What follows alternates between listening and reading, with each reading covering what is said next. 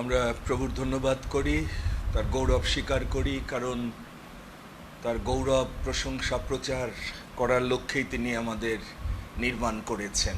আর আজকের এই পবিত্র দিনে সেই জন্য আসুন আমরা তার নামকে পবিত্র বলে মান্য করি, যে রাজ্যের জন্য তিনি আমাদেরকে মনোনীত করেছেন। প্রথমে প্রভু বলেছেন যেন সেই রাজ্য এবং ধার্মিকতার জন্য আমরা আরও প্রাণপণ চেষ্টা করি। প্রভুর ভক্ত সন্তানগণ যখন তারা এই আহ্বান তারা পেয়েছে, তারা আনন্দিত হয়েছে। আমি আনন্দিত হইলাম যখন লোকে আমাকে বলিল, চলো আমরা সদাপ্রভুর গৃহে যাই। হে জেরুসালেম, তোমার দ্বারের ভিতরে আমাদের চরণ দণ্ডায়মান হইল। হে জেরুসালেম, তুমি নির্মিত হইয়াছ একত্র সংযুক্ত নগরের ন্যায়। সেই স্থানে বংশ সকল, সদাপ্রভুর বংশ সকল উঠে ইসরায়েলকে দত্ত সাক্ষ্যের নিমিত্ত সদাপ্রভুর নামের স্তব করিবার জন্য।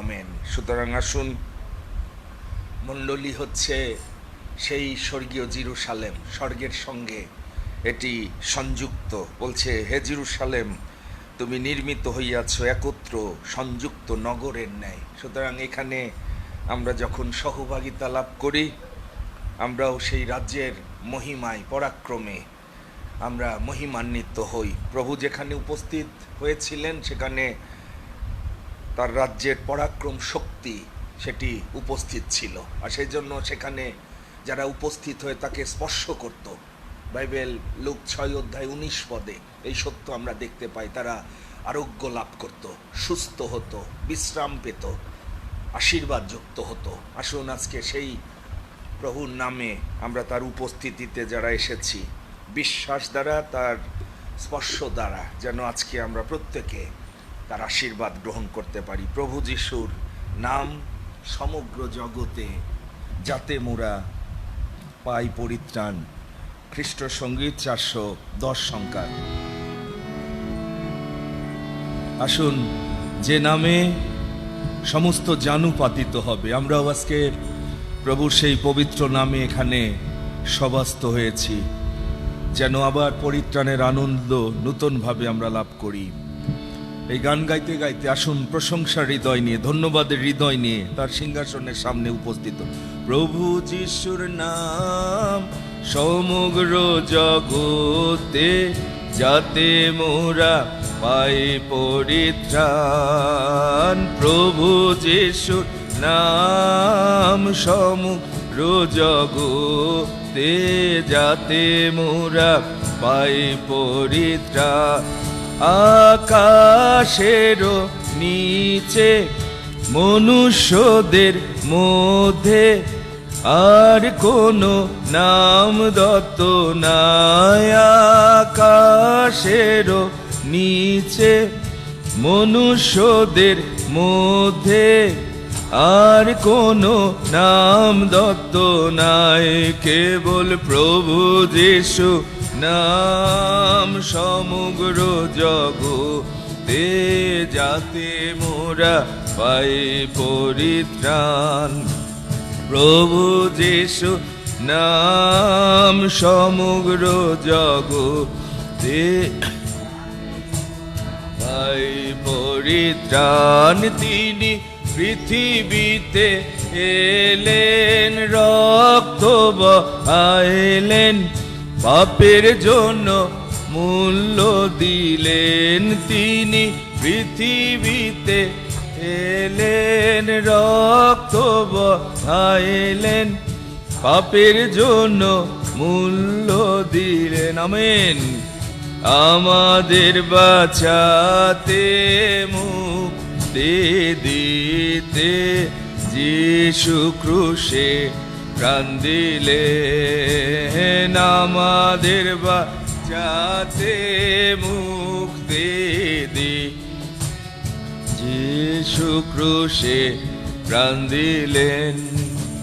প্রভু যিশুর নাম সমগ্র জগৎ, যাতে মোরা পাই পরিত্রাণ। যে বিশ্বাস করিবে প্রভু যিশু নামে, জীবিত রবে সর্বদাই। আমেন। যে বিশ্বাস করিবে প্রভু যিশুর নামে, জীবিত রবে সর্বদাই। তিনি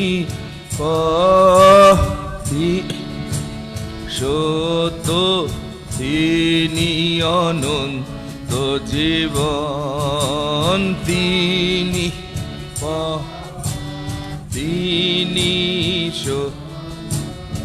তিনি অনন্ত জীবন।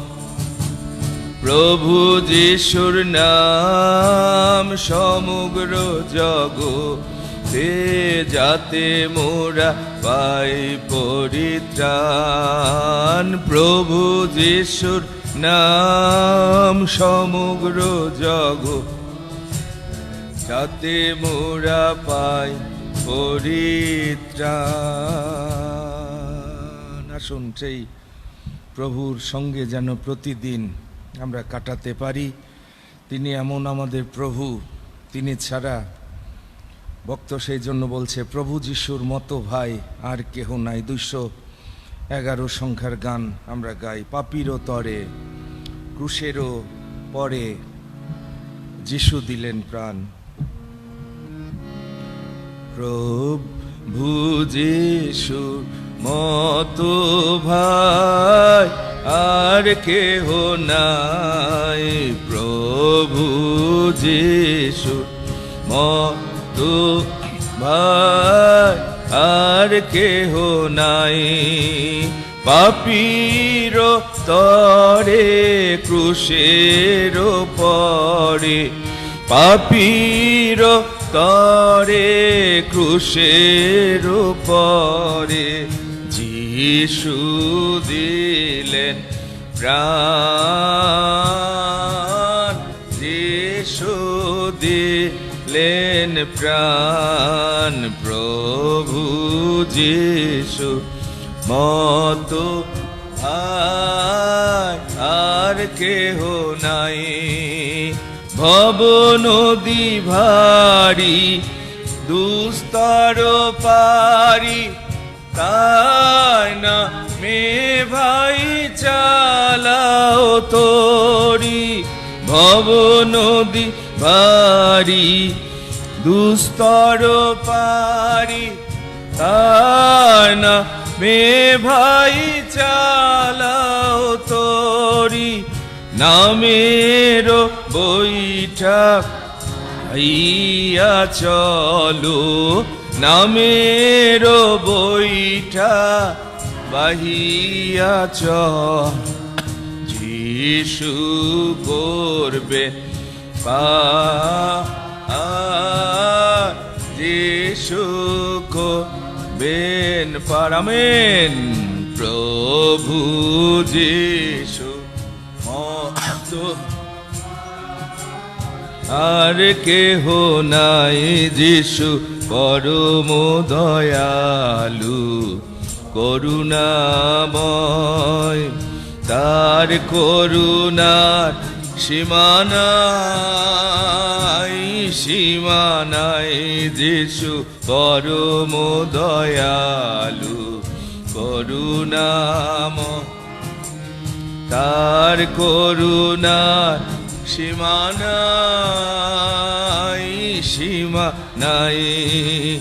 পাপীর তরে ক্রুশের পরে, পাপীর তরে ক্রুশে যিশু দিলেন প্রাণ, যিশু দিলেন প্রাণ। প্রভু যিশু মতো ভাই আর কেহ নাই। যে জন ডাকে যিশুর নামে, সে জন যাবে অমর ধামে। যে জন ডাকে যিশুর নামে, সেজন যাবে অমর দামে, থাকিবে সেখানে অমর হয়ে। আমেন। থাকিবে সেখানে অমর হয়ে প্রভু যিশু ঠাই, প্রভু যিশুর ঠাই, প্রভু যিশুর মতো ভাই আর কেহ নাই। পাপীর তরে ক্রুশের পরে, পাপীর তরে ক্রুশের পরে যিশু দিলেন প্রাণ, যিশু দিলেন প্রাণ, প্রভু যিশু মতো ভাই আর কেহ নাই। আমেন। সত্যি তার মতো এমন প্রেমময় পিতার কেহ আমাদের জীবনে আপনজন নাই।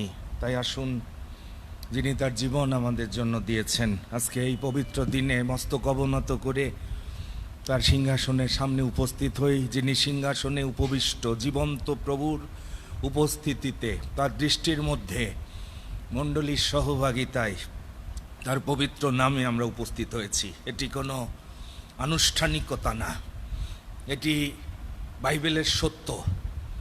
এটি এমন একটা রিলেশনশিপ, এটি এমন একটা লোকেশন যেখানে প্রভু তার বাক্য অনুসারে বলেছেন, যেখানে সূচি নৈবেদ্য 2 কিংবা 3 জন আমার পবিত্র নামে একত্রিত হয়ে আমার সামনে তোমরা উপস্থিত করবে, আমি আমার পরাক্রম সেখানে উপস্থিত করব, আমার উপস্থিতির মহিমা সেখানে আমি প্রকাশ করব।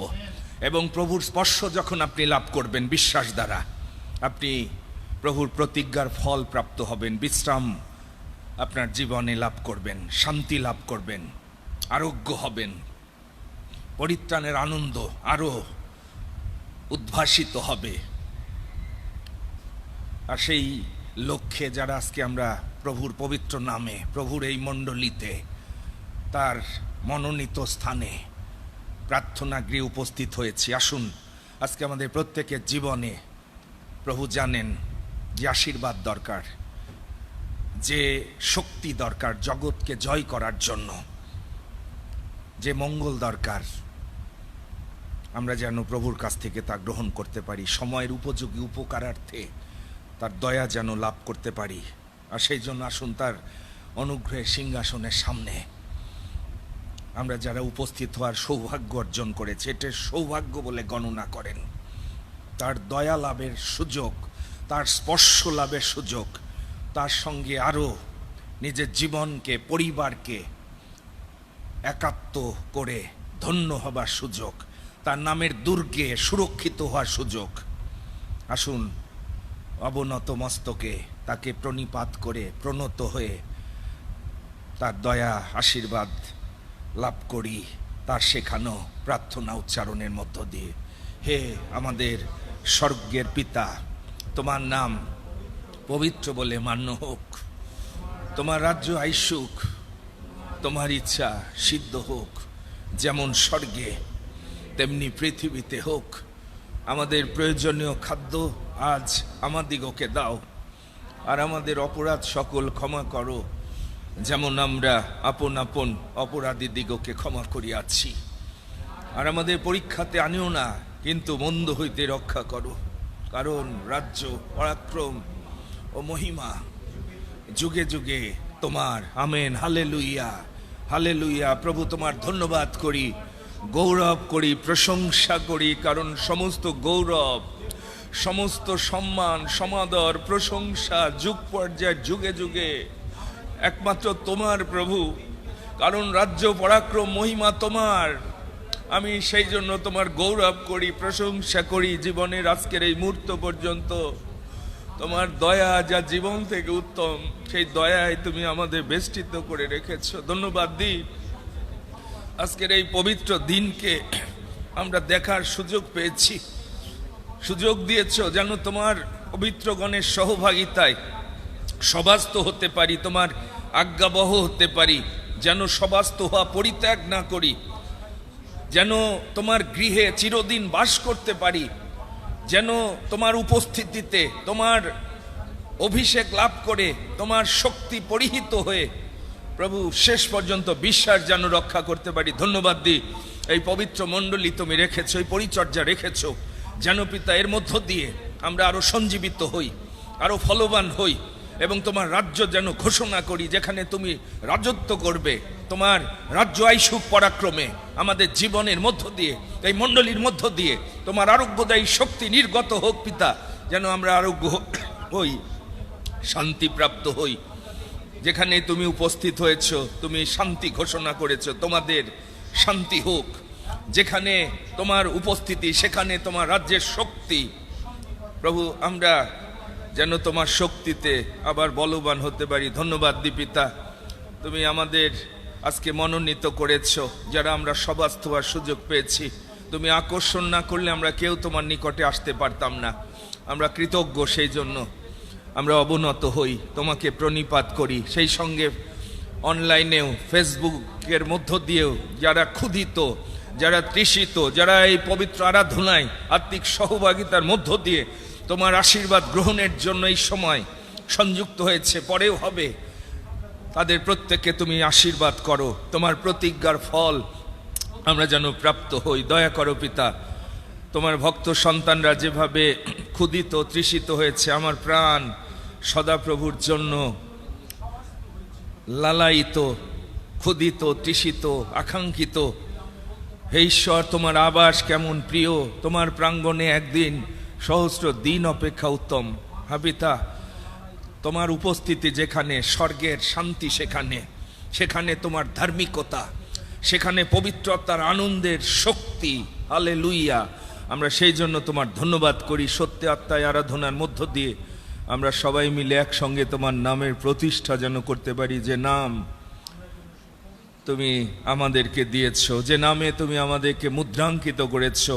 আমরা যেন তোমার হতে পারি, সমস্ত মন প্রাণ দিয়ে তোমাকে যেন ভালোবাসতে পারি। হালেলুইয়া, তোমার রাজ্য যেন ঘোষণা করতে পারি। আজকের এই পবিত্র আরাধনা স্বর্গের পিতা তোমার দৃষ্টিতে যেন গ্রাহ্য নিয়ে হয়, সেই দয়া তুমি করো। আমরা নম্র হই, আমাদের অযোগ্যতা, দুর্বলতা, পাপ আমরা স্বীকার করি, যা তোমার দৃষ্টিতে রয়েছে। মাংসের মালিন্যতা থেকে, আত্মার মালিন্যতা থেকে আমরা যেন তোমার আরোগ্যদায়ী রক্তে নিজেকে শুচি করে তোমার ভয়ে পবিত্রতা যেন সিদ্ধ করতে পারি। পবিত্র শোভায় যেন আজকে তোমাকে প্রণিপাত করতে পারি। তোমার ইচ্ছা আমাদের প্রত্যেকের জীবনে তুমি সিদ্ধপূর্ণ করো। হালেলুয়া, ধন্য তোমার নাম। আইসো আমরা তাহার আবাসে যাই, আইসো আমরা তাহার আবাসে যাই, তাহার পাদপীঠে প্রণিপাত করি। আইসো আমরা তাহার আবাসে যাই, তাহার পাদপীঠে প্রণিপাত করি।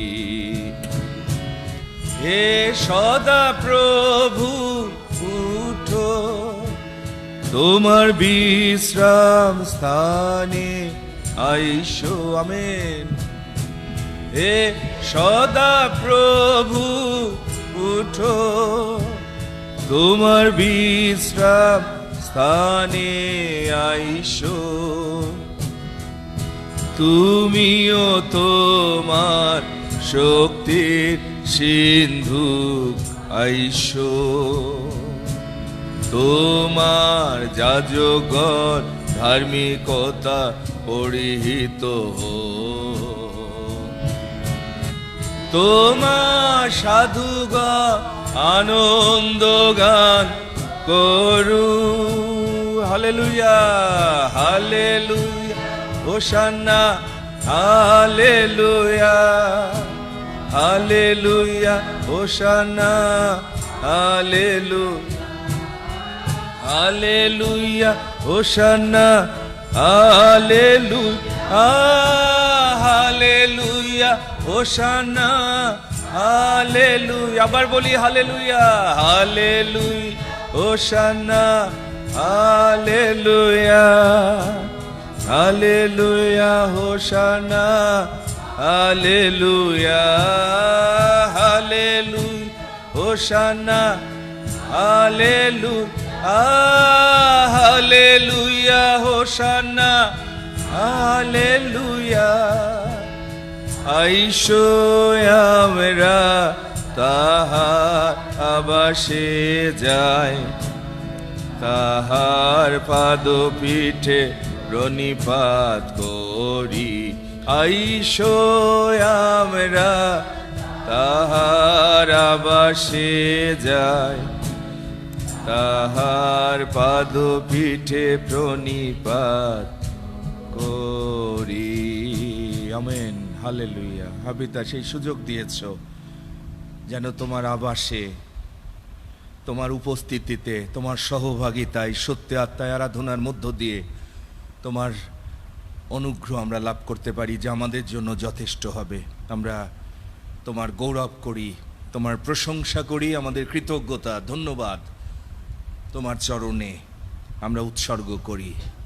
তোমার ইচ্ছা এই পবিত্র আরাধনার মধ্য দিয়ে আমাদের প্রত্যেকের জীবনে তুমি সিদ্ধপূর্ণ করে গৌরবান্বিত হও, মহিমান্বিত হও, প্রশংসিত যিশু নামে এই প্রার্থনা চাই, আমেন আমেন। দয়া করে বসবেন। প্রভুর ধন্যবাদ করি যে আবার এই পবিত্র দিন প্রভু আমাদেরকে দেখতে দিয়েছেন, কারণ তিনি জানেন প্রতি মুহূর্তে তার দয়া আশীর্বাদ আমাদের জীবনে দরকার। সাধু দাউদ তার জীবনের অভিজ্ঞতা থেকে সে বলেছে, সদাপ্রভু ব্যতীত আমার কোনো মঙ্গল নাই। ঈশ্বর তিনি মঙ্গলময়। প্রিয় ভাই বোন, আপনার বিশ্বাস দ্বারা আপনি সেটি প্রভুর কাছ থেকে গ্রহণ করবেন, কারণ প্রভু সেই প্রতিজ্ঞা করেছে, যদি বিশ্বাস করো, অর্থাৎ আপনার বিশ্বাস দ্বারা আপনি সেই মহিমা দেখবেন। প্রভুর সেই মঙ্গল আপনার জীবনে, আপনার পরিবারে, আপনার দেহে, আপনার মনে, আপনার আত্মায়, আপনার সমস্ত ক্ষেত্রে ঈশ্বর সেই পূর্ণতার উৎস। বিশ্বাসী হিসাবে আমাদের বিশ্বাস আরও যেন আমরা বৃদ্ধি করতে পারি, অন্তত এই মণ্ডলীতে যারা আমরা অভিজ্ঞতার মধ্য দিয়ে যাচ্ছি। তিনি জীবন্ত, তিনি আছেন, তিনি সর্বশক্তিমান। আর সেই জন্য আমরা তার কাছে আসি, যার দয়ায় আমরা প্রতিটি সপ্তাহ, প্রতিটি দিন, প্রতিটি মাস আমরা পাড়ি দিতে পারছি। ধন্যবাদ দিই যারা আজকে প্রভুকে সম্মান দিয়ে তার গৃহে ছুটে এসেছেন। তিনি আপনার জন্য তার জীবন কালভেরি ক্রুশে প্রদান করেছেন। যখন আপনি সেই সত্য হৃদয় ধারণ করতে পারবেন, তখনই এই সপ্তাহের এই বিশেষ সময়টি তার সহভাগিতা লাভের জন্য আপনি নিশ্চয় ক্ষুধিত হবেন, তৃষিত হবেন। আপনার প্রথম প্রেম তাকে দেওয়ার জন্য আপনি ছুটে আসবেন। আমার বিশ্বাস, যদি আপনি বর্ন এগেইন বিশ্বাসী হন, আপনি তার রাজ্যে এই সময়টি কাটিয়ে ধন্য হবেন। আপনি আবার তার অনুগ্রহ দ্বারা আবার আগামী দিন থেকে আরেকটি সপ্তাহ তার আশীর্বাদে অতিক্রম করতে পারবেন। যারা সভাস্থ হয়েছেন, আমাদের শ্রদ্ধেয় দাদা চিটাগাং থেকে আমাদের মাঝে ফিরে এসেছে, আমরা প্রার্থনা করেছিলাম, সেখানেও কিছু ভক্ত সন্তানদের তিনি পরিচর্যা দেন, আমরা ধন্যবাদ দিই। আবার তাকে আমাদের মাঝে নিয়ে এসেছেন আমাদের স্নেহ লাজারুস, প্রভু তাকে আমাদের মাঝে এনেছেন। বিশ্বাসী ভাই বোন যারা এই মণ্ডলীর সহভাগিতায়, এমনকি অনলাইনেও, ফেসবুকেও যারা এই মণ্ডলীকে ভালোবাসেন, আপনাদের ভালোবাসা প্রমাণ আমি পাই বিভিন্নভাবে। আমরা সেই জন্য প্রভুর গৌরব করি। আপনাদের সকলকে আজকে পবিত্র যীশু খ্রিস্টের মণ্ডলীর পক্ষে আমি খ্রিস্টীয় ভালোবাসা, শুভেচ্ছা, অভিনন্দন জ্ঞাপন করি। আসুন আজকে প্রভুর এই দিনে আমরা একটি অংশ পবিত্র বাণী একসঙ্গে উচ্চারণ করি। ইব্রিয় তার 6 অধ্যায় 1 থেকে 8 পদ। ইব্রিয় পুস্তক তার 6 অধ্যায় 1 থেকে 8 পদ। আসুন আমরা একসঙ্গে পবিত্র এই বাণী এই জন্য আমরা উচ্চারণ করি। এই বাণী যখন আমরা পাঠ করি, শ্রবণ করি, পালন করি, প্রভু আমাদেরকে ধন্য করার, আশীর্বাদে পূর্ণ করার প্রতিজ্ঞা করেছেন। সুতরাং সেই জন্যই আমরা সমবেতভাবে একচিত্ত হয়ে এই সুযোগটি আমরা আরাধনায় গ্রহণ করে থাকি। ইব্রিয় পুস্তক তার 6 অধ্যায় 1 থেকে 8 পদ। আসুন আমরা একসঙ্গে ভক্তি ভরে প্রভুর এই পবিত্র বাণী উচ্চারণ করি। অতএব আইস্য আমরা খ্রিস্ট বিষয়ক আদিম কথা পশ্চাৎ ফেলিয়া সিদ্ধির চেষ্টায় অগ্রসর হই। পুনর্বার এই ভিত্তিমূল স্থাপন না করি, যথা মৃত ক্রিয়া হইতে মন পরিবর্তন ও ঈশ্বরের উপরের বিশ্বাস, নানা বাপ্তিস্ম ও হস্তার্পণের শিক্ষা, মৃতগণের পুনরুত্থান ও অনন্ত কালার্থক বিচার, ঈশ্বরের অনুমতি হইলে তাহাই করিব। কেননা যাহারা একবার দীপ্তিপ্রাপ্ত হইয়াছে ও স্বর্গীয় দানের রসাস্বাদন করিয়াছে ও পবিত্র আত্মার ভাগী হইয়াছে এবং ঈশ্বরের মঙ্গল বাক্যের ও ভাবি যুগের নানা পরাক্রমের রসাস্বাদন করিয়াছে, পরে ধর্মভ্রষ্ট হইয়াছে, মন পরিবর্তনার্থে আবার তাহাদিগকে নূতন করিতে পারা যায় না। কেননা তাহারা আপনাদের বিষয়ে ঈশ্বরের পুত্রকে পুনরায় ক্রুশে দেয় ও প্রকাশ্য নিন্দাস্পদ করে। কারণ যে ভূমি আপনার উপরে পুনঃ পুনঃ পতিত বৃষ্টি পান করিয়াছে, আর যাহাদের নিমিত্ত উহা চাষ করা গিয়াছে, তাহাদের জন্য উপযুক্ত ঔষধি উৎপন্ন করে, তাহা ঈশ্বর হইতে আশীর্বাদ প্রাপ্ত হয়। কিন্তু যদি কাঁটাবন ও শাকুল উৎপন্ন করে, তবে তাহা অকর্মণ্য ও সাপের সমীপবর্তী, জ্বলনি তাহার পরিণাম। আমেন। এখানে কিছু সত্য বাইবেল প্রকাশ করছে। অর্থাৎ আমরা যারা একটা দৌড় শুরু করেছি নূতন জন্ম প্রাপ্ত হওয়ার পরে, সেই জন্য বলছে যারা দীপ্তি প্রাপ্ত হয়েছে, সেজন্য এখনো সরিয়া অনেক খ্রিস্টানের জীবনে প্রয়োজন হচ্ছে আদিম কথা। এখানে ইংরেজিতে বলা হয়েছে প্রেশন টু পারফেকশন। খ্রিস্ট বিষয়ে অনেকে নূতন জন্ম নেওয়ার পরে এখন এসে তাকে পরিপক্ক দেখা যাচ্ছে না। যে ফল তার জীবনে প্রকাশ পাওয়ার কথা ছিল সেটি না প্রকাশ পেয়ে কাটা বন, শামা ঘাস, সেই জন্য তারা অভিশপ্ত হচ্ছে। খুব সিরিয়াস হন। অলরেডি একটা ক্ষেত প্রভু আপনাকে দিয়েছে, আপনি চাষাবাদ করবেন না, জল দিবেন না, সার দিবেন না, প্রভুর জন্য ফল উৎপন্ন করবেন না, সাপগ্রস্ত হবেন। সহজ না খ্রিস্টান জীবন, সেই জন্য খুব সাবধান হন। অলরেডি আপনি কিন্তু প্রভুর রাজ্যে ঢুকে পড়েছেন। প্রভুর রক্তেকৃত একটা জীবন প্রভু আপনাকে দিয়েছে। আপনি ইচ্ছামতো সেটি ব্যবহার করে কাটা বন উৎপন্ন করবেন, আর শান্তি থাকবে, আনন্দ থাকবে, আশীর্বাদ থাকবে, এটি কখনো আপনার জীবনে আসবে না। সারা পৃথিবীতে সবচেয়ে এখন বড় একটা রোগ আপনারা জানেন, আনস্যাটিসফ্যাকশন। মানুষ তৃপ্ত হচ্ছে না। এর কারণ এটি। ঈশ্বর ছাড়া আপনার জীবনের সমস্ত কুঠরি কেউ পূর্ণ করবে না, স্যাটিসফাই হবেন না। টাকা দিয়ে না, বাড়ি গাড়ি দিয়ে না, আপনার সন্তান নিয়ে স্যাটিসফাই হবেন না ঈশ্বর আশীর্বাদ না করলে, স্বামী নিয়ে না, স্ত্রী নিয়ে না। সুতরাং মনে রাখেন, যদি আবার সেই পুরানো জীবনে ফিরে যান, এই জন্য বলছে তাদের আর পরিবর্তন করা যাবে না। আবার তারা যিশুকে ক্রুশে দিচ্ছে, আবার যিশুকে মরতে হবে তাদের পাপের জন্য। আপনি এখন ধার্মিক গণিত হয়েছেন। আপনি পাপী না, আমি পাপী না। ঈশ্বর তার বাক্য দ্বারা এই গ্যারান্টি আমাকে দিয়েছে।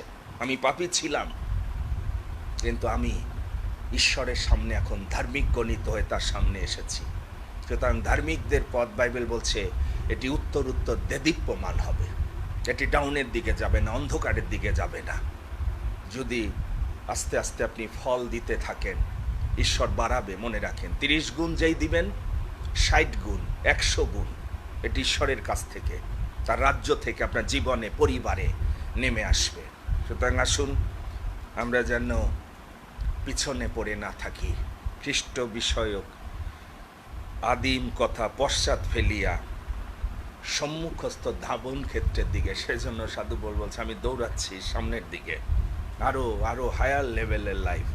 আরো আশীর্বাদের জীবন, আরো পরিতৃপ্ত আনন্দের জীবন। আমি জানি না আপনারা পেয়েছেন কিনা, আমি পেয়েছি। সেই জন্য প্রভুর কাজে আমার সবসময় আনন্দ। প্রভুর যত কাজ আমি করি বীজবুনি আশীর্বাদ পাই। আর সেই জন্য এই পরিচর্যায় প্রভু আমাদের রেখেছেন। আসুন প্রথমেই তার বাক্য শ্রবণ করি। প্রভু তুমি কথা বলো, তোমার ইচ্ছা আমি জানার জন্য এসেছি। সেই জন্য অন্য কথা শোনার আগে এই মণ্ডলীতে আপনারা জানেন আমরা প্রথমে প্রভুর রব শোনার জন্য প্রভুর বাক্য প্রথমে আনি, কারণ অন্যান্য জায়গায় সব নোটিশ থাকে, মানে অন্য বিষয়গুলো আগে, প্রার্থনা ধন্যবাদ মানে আমাদের বিষয়। আসুন আমরা প্রথমে প্রভুর ইচ্ছা জ্ঞাত হই। হে প্রভু তুমি কথা কও। আমরা পাস্টর প্রিন্সের কোনো কথা শুনতে এখানে আসিনি, কিন্তু তার ওষ্ঠাধর তুমি ব্যবহার করো, তার মুখ ব্যবহার করো, তার মধ্য দিয়ে তোমার বাক্য আমাদের দাও, যে বাক্য জীবনদায়ী, যে বাক্য আমাদের প্রাণের পরিত্রাণ সাধন করবে, যে বাক্যের দ্বারা প্রভু উত্তম ভূমিতে আমি 30 গুণ 60 গুণ 100 গুণ ফল তোমার জন্য উৎপন্ন করতে চাই। প্রভু তুমি তোমার আত্মা সেচন করো, প্রভু তুমি জল সেচন করো। এইভাবে সেই ক্ষুধা তৃষ্ণা নিয়ে আসুন প্রভুর সামনে উপস্থিত হই। হে প্রভু তুমি কথা কও, শুনছি আমি দাস তোমার। হে প্রভু তুমি কথা কও, শুনছি আমি দাস তোমার। শুনছি আমি দাস তোমার। শুনছি দাস তোমার। শুনছি আমি দাস তোমার। শুনছি আমি দাস তোমার। আমি অকিঞ্চন তুমি দাতা। আমি অকিঞ্চন তুমি দাতা। হে প্রভু তুমি কথা কও, শুনছি আমি দাস তোমার। হে প্রভু তুমি কথা কও, শুনছি আমি দাস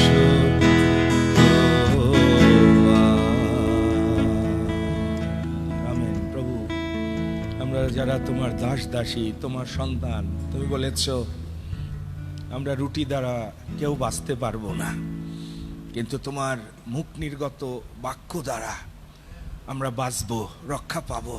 আর সেই জন্য তোমার রবে আমরা কর্ণপাত করতে চাই। পবিত্র আত্মন তুমি কথা বলো। আমি জানি শুধু এই পাত্র তুমি যখন ব্যবহার করবে তখনই তোমার রাজ্যের পরাক্রম প্রকাশিত হবে। আমি নিজেকে শূন্য করি, আমি জানি আমি কিছু না পিতা, কিন্তু তোমার অনুগ্রহের দ্বারা, তোমার আত্মার শক্তি পরাক্রম দ্বারা তোমার জীবনদায়ী বাক্য কার্যসাধক করো আজকে, যেন আমাদের প্রাণের পরিত্রাণ সাধনতা করে। তুমি যেভাবে প্রথম নূতন সৃষ্টি যখন করেছিলে, অন্ধকার ঘোর শূন্য পৃথিবী, পাপে অভিশপ্ত পৃথিবীতে তোমার মুখ নির্গত বাক্য যখন উচ্চারিত হয়েছিল, দীপ্তি হোক, আর সেখানে দীপ্তি হয়েছিল। কিন্তু আমাদের অনেকে জীবন অন্ধকারাচ্ছন্ন, অভিশপ্ত, আমরা অনেকে পরিশ্রান্ত, ভারাক্রান্ত, কিন্তু তুমি তোমার বাক্য দ্বারা নূতন সৃষ্টি করো প্রভু। আমাদের প্রত্যেকের জীবনকে তোমার নকশায় তুমি সাজাও, গঠন করো, যেন সেই জীবন দ্বারা আমরা কেবল তোমাকে গৌরব দিতে পারি, তোমার নামকে যেন উৎসর্গিত করতে পারি, তোমার ইচ্ছার কাছে আমরা যেন আত্মসমর্পণ করতে পারি। সমস্ত গৌরব প্রভু আমরা তোমাকে প্রদান করি, তুমি গ্রহণ করো। যিশু নামে এই প্রার্থনা চাই, আমেন। আমেন। প্রভুর ধন্যবাদ করি যে প্রভু তার জীবনদায়ী বাক্য তিনি দিয়েছেন। এই পবিত্র বাইবেল সারা বিশ্বের মধ্যে একটি মাত্র পবিত্র পুস্তক, রিটেন বাই গড, যেটি ঈশ্বর লিখেছেন পবিত্র আত্মার দ্বারা। আর সেই জন্য এটি সাধারণভাবে যদি আমরা ব্যাখ্যা করি, এর সত্য আমরা জানতে পারবো না। এটি কেবল পবিত্র আত্মায় যারা পরিপূর্ণ, পবিত্র আত্মা ছাড়া এটি বক্তার নিজের ব্যাখ্যা হয়ে যায়। পিতরের পত্রে পিতর সেই জন্য বলেছে, এখনো এই বাক্য বুঝতে গেলে পবিত্র আত্মা যদি আপনাকে সাহায্য না করে, স্বর্গের নিগুড় তত্ত্ব আপনি কখনো বুঝতে পারবেন না।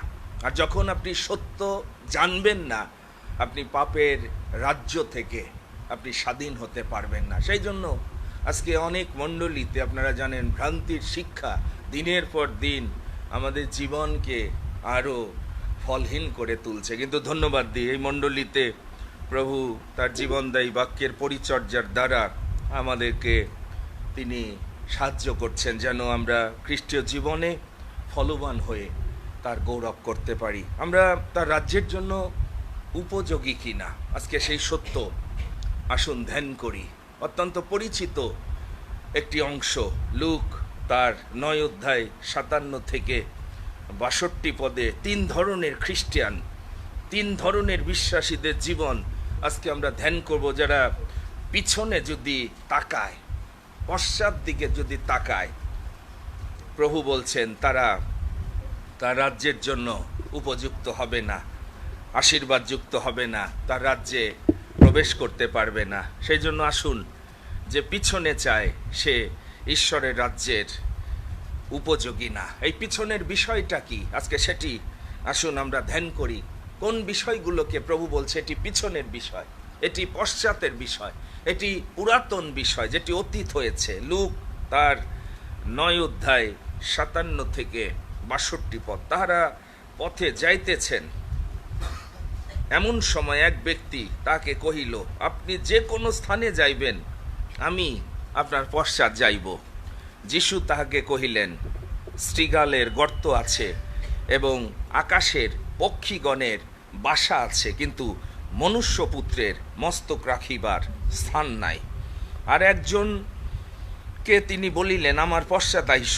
কিন্তু সে কহিল, প্রভু, অগ্রে আমার পিতার কবর দিয়া আসিতে অনুমতি করুন। তিনি তাকে বলিলেন, মৃতেরাই আপন আপন মৃতদের কবর দিক, কিন্তু তুমি গিয়া ঈশ্বরের রাজ্য ঘোষণা করো।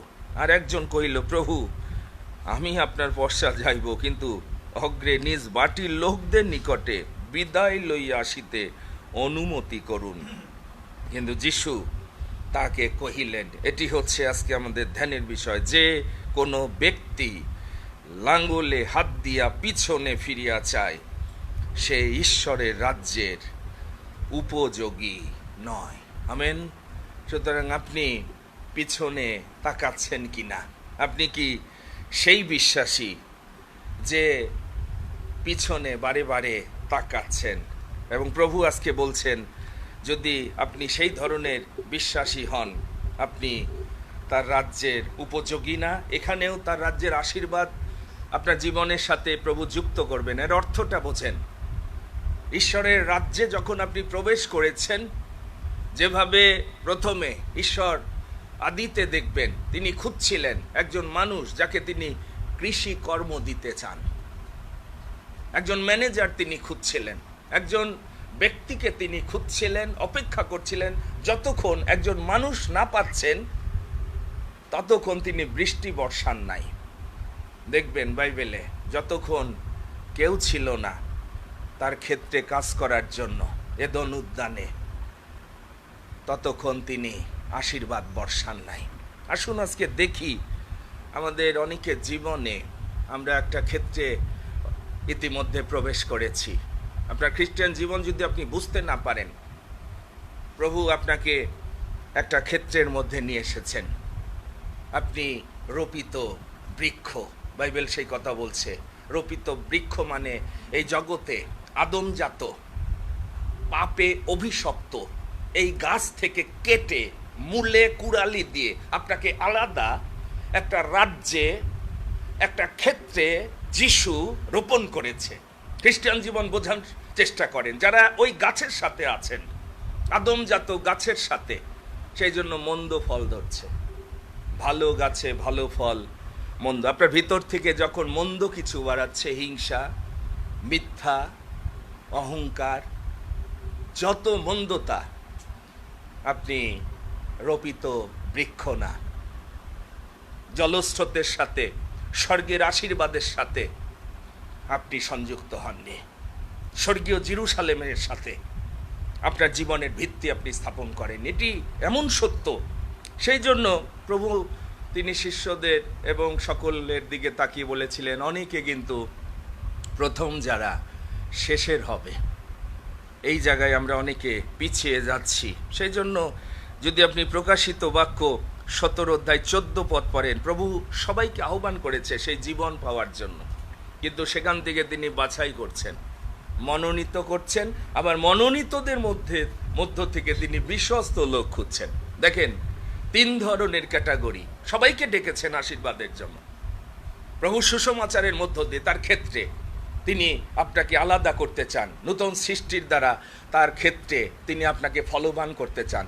দ্রাক্ষালতার সঙ্গে শাখাকে তিনি সংযুক্ত রাখতে চান, যে আমাতে আমি যাহাতে, অর্থাৎ যারা যিশুর সঙ্গে যুক্ত হয়েছেন, যিশুর দেহের সাথে যুক্ত হয়েছেন, প্রভু সেখান থেকে আবার মনোনীত করছেন।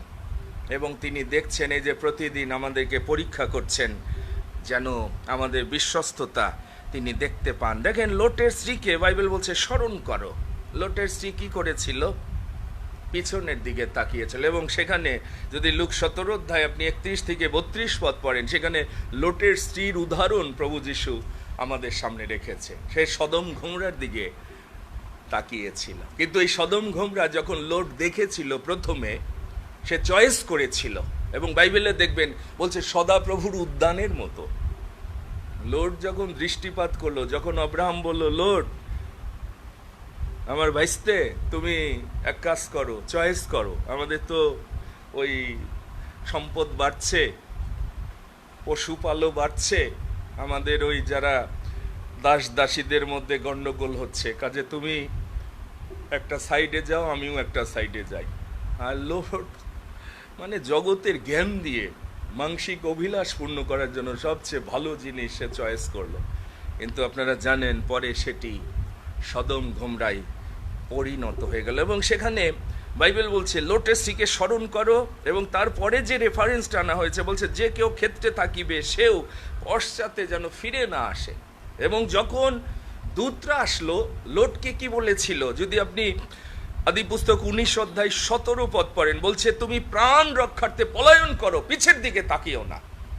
এটি খুবই সিরিয়াস একটা বিষয়। যারা আমরা পিছের দিকে তাকাচ্ছি, আমাদের জন্য সদম গমরা অপেক্ষা করছে।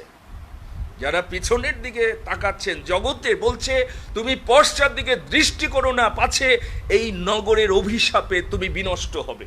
যারা জগৎকে নিয়ে ভাবছেন যেটি বিনষ্ট হওয়ার দিকে যাচ্ছে, এটি আপনার খ্রিস্টীয় জীবনে পিছনে তাকানো। মনে রাখেন, যারা শুধুমাত্র যে জগৎ এক সময় শেষ হয়ে যাবে, ধ্বংস হয়ে যাবে, আপনি আমি প্রতিদিন দৌড়াচ্ছি এই পিছনের দিকের জীবনে, ডেঞ্জার জোনের দিকে যাচ্ছেন অনেক খ্রিস্টান।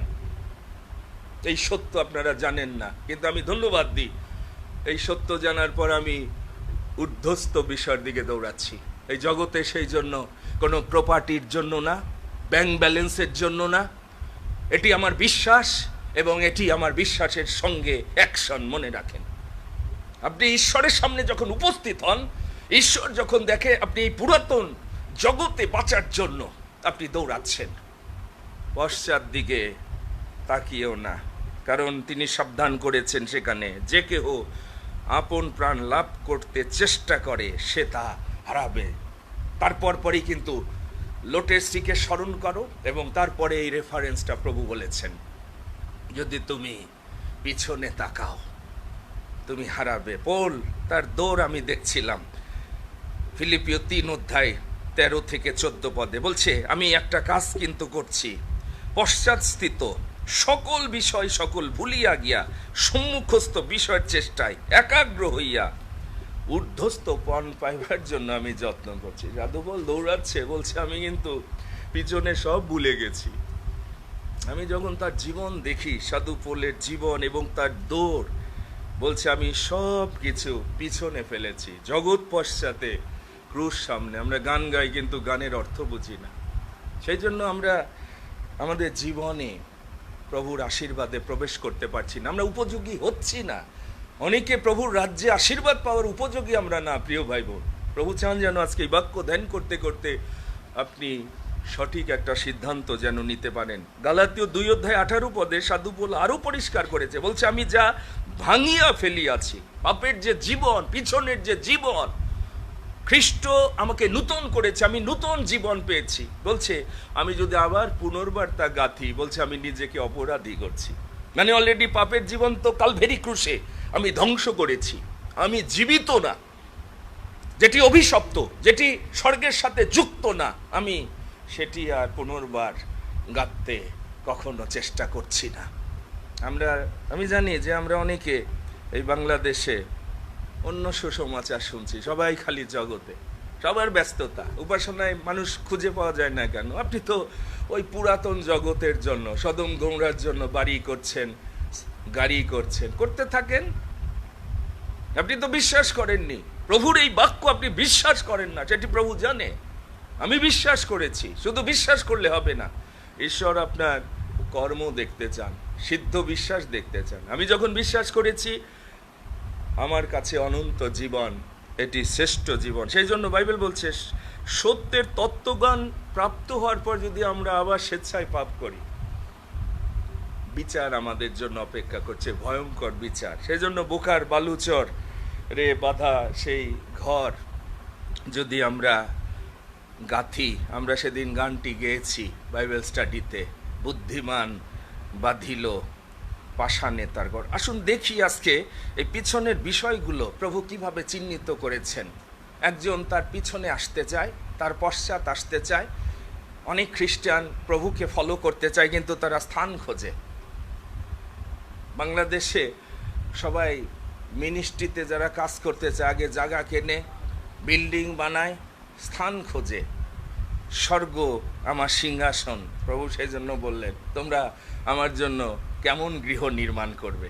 এটি একটা লোকেশন। সেই জন্য প্রভু আমার মস্তক রাখার মতো স্থান নাই। তুমি আমাকে ফলো করতে চাও, কিন্তু যে স্থান আমি প্রস্তুত করতে যাচ্ছি, আমরা অনেকে বুঝিনি।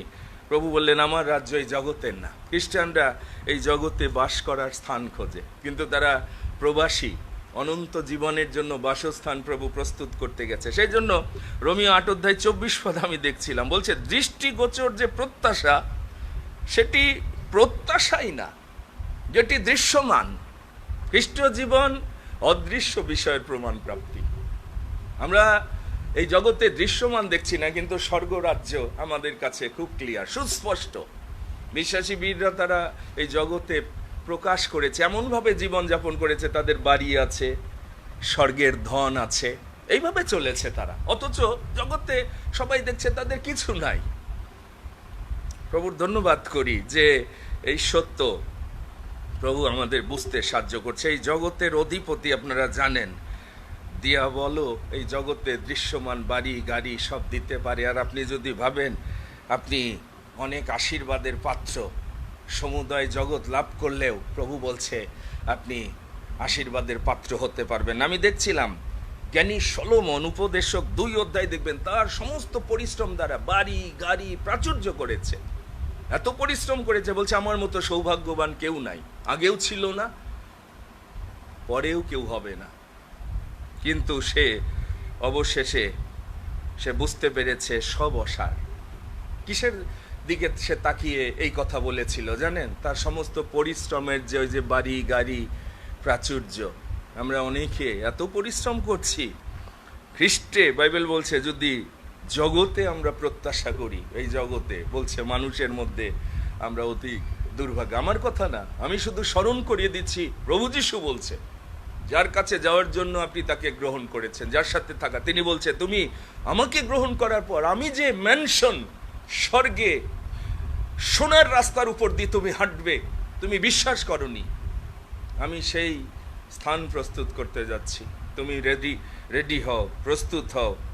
এই জগতে সূর্যের নিচে কিছু লাভ নাই। আমরা যারা দৌড়াচ্ছি মলবৎ, আমি কালকে সিডিসিতে শিক্ষা দিতে গিয়ে আমি ছাত্রছাত্রীদের বললাম, আপনারা কি অনেকে মলের জন্য পরিশ্রম করছেন? প্রত্যেক বিশ্বাসী হওয়ার পরেও মানে টাকা রোজগার করে খাবে আর সকালে টয়লেটে গিয়ে ফ্লাশ করবে, এই হচ্ছে তাদের পরিশ্রমের রেজাল্ট। আমরা জানি না, বাইবেল বলছে, সাধু পল বলছে, আমি আগে বুঝিনি, যখন আমি ভাবছিলাম এগুলো আমার লাভ, কিন্তু আমি পরে বুঝলাম যে আমি তো মলের জন্য, সহজ বাংলায় বললে পায়খানার জন্য পরিশ্রম করছি। বাদ দিছে। তারপর সবাই দৌড়াচ্ছে, টাকা হলে কি হবে? যাবেন চাইনিজ খাবেন, সোনার গায়ে খাবেন, গরুর মাংসের ভুনা খাবেন, তারপর সকালে যায় ওই টাকাগুলো টয়লেটে ফ্লাশ করে দিবেন। এই যে আমাদের পরিশ্রমের লাভ হচ্ছে ওইটা। সূর্যের নিচে কিছুই লাভ নাই। যারা প্রভুতে পরিশ্রম করে তারা জানে তাদের লাভ কোথায়। প্রভুতে তোমাদের পরিশ্রম নিষ্ফল না, কিন্তু অখাদ্যের জন্য আমরা সবাই দৌড়াচ্ছি, শ্রম করছি, যাহাতে তৃপ্তি নাই, সেই জন্য আমরা স্যাটিসফাই হচ্ছি না। মনে রাখেন, আপনি স্যাটিসফাই হবেন না যতক্ষণ আপনি এই সত্য বুঝতে না পারবেন। এখানে আমাদের চিরস্থায়ী নগর না। সেই জন্য ওই ব্যক্তি বলছে, প্রভু একটা স্থান কোথায়, আপনার মিনিস্ট্রি কোথায়, অফিস? প্রভু বলছে, এখানে কিন্তু এই পার্থিব তাঁবু, এই বাটি ভেঙে যাবে, চিরস্থায়ী নয়। সেই জন্য আব্রাহামকে আমি দেখছিলাম, সে তার পৈতৃক বাড়ি ভিটা সব ছাড়ছে। কেন? সেই জীবনের জন্য, সেই বাসস্থানের জন্য, সেই পিতার ঘরে যাওয়ার জন্য। মসিও রাজপ্রাসাদ ছেড়েছিল কেন? মসি কি বোকা ছিল? আমরা মসির চেয়ে অনেক জ্ঞানী না। মসি রাজপ্রাসাদে যে সাবজেক্টগুলো সে পড়েছিল এই জগতে, সেই সময় পিরামিড নির্মিত হয়েছিল। মিশরের সভ্যতা এখনো মানুষ ফলো করে। কি মনে করেন রাজপ্রাসাদে মিশরীয় সভ্যতায় সর্বোচ্চ শিক্ষা মসি পেয়েছিল? কিন্তু ঈশ্বর তার হৃদয়ের চোখ খুলে দেওয়ায় সে বুঝতে পেরেছিল এগুলো পাপজাত, সদম গমরা, শেষ হয়ে যাবে। সেই জন্য রাজপ্রাসাদ থেকে এই ক্ষণিক সুখভোগ সে পরিত্যাগ করে। বিশ্বাসী বীররা আমি দেখছিলাম আরো উত্তম স্বর্গীয় দেশের আকাশ। সেই জন্য ঈশ্বর তাদের ঈশ্বর হতে লজ্জিত হননি। যারা প্রকৃত বিশ্বাসী, ঈশ্বর তাদের ঈশ্বর। সবার ঈশ্বর আমি জানি ঈশ্বর না, সবার প্রভু প্রভু না। ঈশ্বর দত্ত এক গাঁথনি আমাদের আছে, আমরা জানি। সাধু পৌল সাক্ষ্য দিচ্ছে, আমরা জানি স্বর্গে স্থিত, অহস্ত নির্মিত। সেই নির্বোধ ধনীকে যিশু বলেছিল, তুমি ঈশ্বরের উদ্দেশ্যে ধনবান না। আমি অনেকের সেই মূর্খতা দেখি। অনেক খ্রিস্টান বাংলাদেশে ধনী চার্চে যায়, মূর্খদের চার্চে যায়, নির্বোধদের মিনিস্ট্রিতে যোগ দেয়, যেখানে স্বর্গের কোনো ধন নাই। অনেকে তাদের ইনভেস্ট হচ্ছে ওই যে জগতে দৃশ্যমান অসার বস্তুর জন্য। কিন্তু আমরা ধন্যবাদ দিই পবিত্র যীশু খ্রিস্টের মণ্ডলী, আপনারা জানেন এই সত্য, আমরা জানি এখানে স্বর্গের ধনের জন্য আমরা দৌড়াচ্ছি। আমি দৌড়াচ্ছি জীবন মুকুটের জন্য, দৌড়াচ্ছি অনন্ত জীবনের জন্য, দৌড়াচ্ছি প্রভুর সাথে থাকার জন্য দৌড়াচ্ছি, এবং সেটি এখানেও আশীর্বাদের জীবন। জগতেও বলছে ঈশ্বরের যে দুর্বলতা, এটি জগতে সমস্ত কিছুর চেয়ে সবল। দ্বিতীয় ব্যক্তি, দ্বিতীয় ক্যাটাগরির খ্রিস্টানরা জগতের পিতারে আবার প্রাধান্য দেয়। এই যে পার্থক্য দেখেন, যখন আপনি বর্ন এগেন হন, জগতে আপনার রক্ত মাংসের কোনো সম্পর্ক প্রভুর ভালোবাসার চেয়ে অধিক হতে পারে না। স্বর্গের পিতার চেয়ে ওই জায়গা আপনার জগতের বাবা মা স্ত্রী সন্তান যদি কেউ নেয়, আপনি যোগ্য না। সেই জন্য যিশু বললেন, তুমি কোন পিতার ডিউটি পালন করতে যাচ্ছ? সাধু দায়ুদ অন্তত বুঝতে পেরেছিল, পাপে আমার মাতা যেভাবে আমাকে গর্ভেও ধারণ করছে, আর স্বর্গের পিতা তুমিই মাতৃগর্ভে আমাকে বুনেছিলে। তুমি আমার পিতা, আমি সেই জন্য তোমার স্তব করব। এই হার্ট কিডনি তুমি সৃষ্টি করেছ। আমরা, যিনি আমাকে সৃষ্টি করছেন, চোখ দিছেন, সুন্দর চেহারা দিছেন, তার চেয়ে এই জগতে বাবা মাদের বেশি প্রাধান্য দিয়ে ফেলি। এটি ডেঞ্জারাস। তাদের ভালোবাসবেন না তা প্রভু বলেননি, কিন্তু তিনি তার স্থান তাকে দেওয়ার জন্য আমাদের তিনি আহ্বান করেছেন। আব্রাহাম একটা ভুল করেছিল, প্রভু তাকে ডেকেছিল, কিন্তু ওই বাবাকে আবার সঙ্গে নিয়ে যাচ্ছিল। এটি আমাদের সবার তো আবার বাবা মার প্রতি একটু মায়া দয়া আছে। ভাবলো যে ঈশ্বর তো তারে আলাদা করে ডাকছে।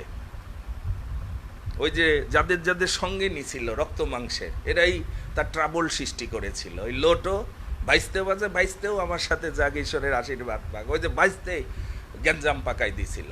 আর ওই বাবা তেরেহ, এ আবার ঈশ্বরের চেয়ে তারে নিজে চালাচ্ছিল। খুব ডেঞ্জারাস। ওই জন্য হারনে গিয়ে ঈশ্বর তার বাবার আয়ু ক্লোজ করে দিলেন। মনে রাখেন, ঈশ্বর যখন কাউকে ডাকবেন, তার সামনে যে বাধা সৃষ্টি করবে, আপনার স্বামী হোক, স্ত্রী হোক, বাবা হোক, দেখবেন তেরেহর আয়ু ঈশ্বর ক্লোজ করে দিল। ওখানে গিয়ে তেরেহ মৃত্যু ঘটল। তখন আব্রাহাম ঈশ্বরের ডিরেকশনে, ঈশ্বরের লক্ষ্যে অগ্রসর হতে থাকলো, কারণ ওর বাবা তো ওর মতো করে উল্টা দিকে নিয়ে যাচ্ছিল। ঈশ্বর যে গোলে, লক্ষ্যে তাকে নিয়ে যাওয়ার জন্য মনোনীত করেছে, ওর বাবা কয় যে এদিক দিয়ে আয়, ওই দিক দিয়ে আয়, ম্যাপের উল্টা দিকে যাচ্ছিল। ঈশ্বর ক্লোজ করে দিয়েছিল। প্রিয় ভাই বোন, শিষ্যদের প্রভু তিনি পরীক্ষা করলেন। লুক 14 অধ্যায় দেখবেন, প্রথম টেস্ট শিষ্য হওয়ার জন্য বলছে, আপন পিতা মাতা রক্ত মাংসের যে কোনো সম্পর্কর চেয়ে যদি আমাকে ভালো না বাসো, তোমরা আমার শিষ্য হতে পারবে না। আমি দেখছিলাম লেবি বংশের পরীক্ষা ঈশ্বর করেছিল, যাত্রা পুস্তক 32 অধ্যায়, এবং তারা দেখবেন যারা ঈশ্বরের বিপক্ষে ছিল, বাবা মা সন্তানদেরকেও বধ করলো। কঠিন। আমরা এইসব জায়গা যদি ধ্যান করতাম, ঈশ্বর কত সিরিয়াস, তার গৌরব তিনি অন্য কাউকে দিবেন না। তার পজিশন আপনি যদি নিয়ে নেন, এটি ঈশ্বর সহ্য করবে না। নহিমিও সেই জন্য রাজপ্রাসাদের থেকেও স্বর্গের পিতার গৃহ যখন উচ্ছন্ন ভেঙে গেছে, জেরুসালেমের প্রাচীর, তার হৃদয় ভেঙে গেছে। রাজপ্রাসাদের ওই পানপাত্র বাহক হয়ে এত আরামে সে আর ঘুমাইতে পারেনি, তার চেহারা চেঞ্জ হয়ে গেছে, রোদন শুরু করে দিয়েছে, আমার স্বর্গের পিতার ঘর ভেঙে গেছে, আশীর্বাদের ঘর ভেঙে। আমি অনেককে দেখি না যে প্রভুর মণ্ডলী, প্রভুর গৃহ উচ্ছন্ন, কারো বার্ডেন আমি দেখি না। আমি পোহানন্দায় গিয়ে একটা উপাসনালয় দেখে আমি সেখানে রোদন করেছি, আমার বুকে রক্তক্ষরণ হয়েছে যে ঈশ্বরের গৃহ এই বাংলার বুকে এরকম পরিত্যক্ত থাকতে পারে। আমি জানি না যে কতজন আপনারা প্রভুর গৃহ যেখানে উচ্ছন্ন, মণ্ডলী যেখানে শয়তান নষ্ট করে ফেলছে, আপনি নিজের বাড়ি ঘর বানানোর জন্য দৌড়াচ্ছেন।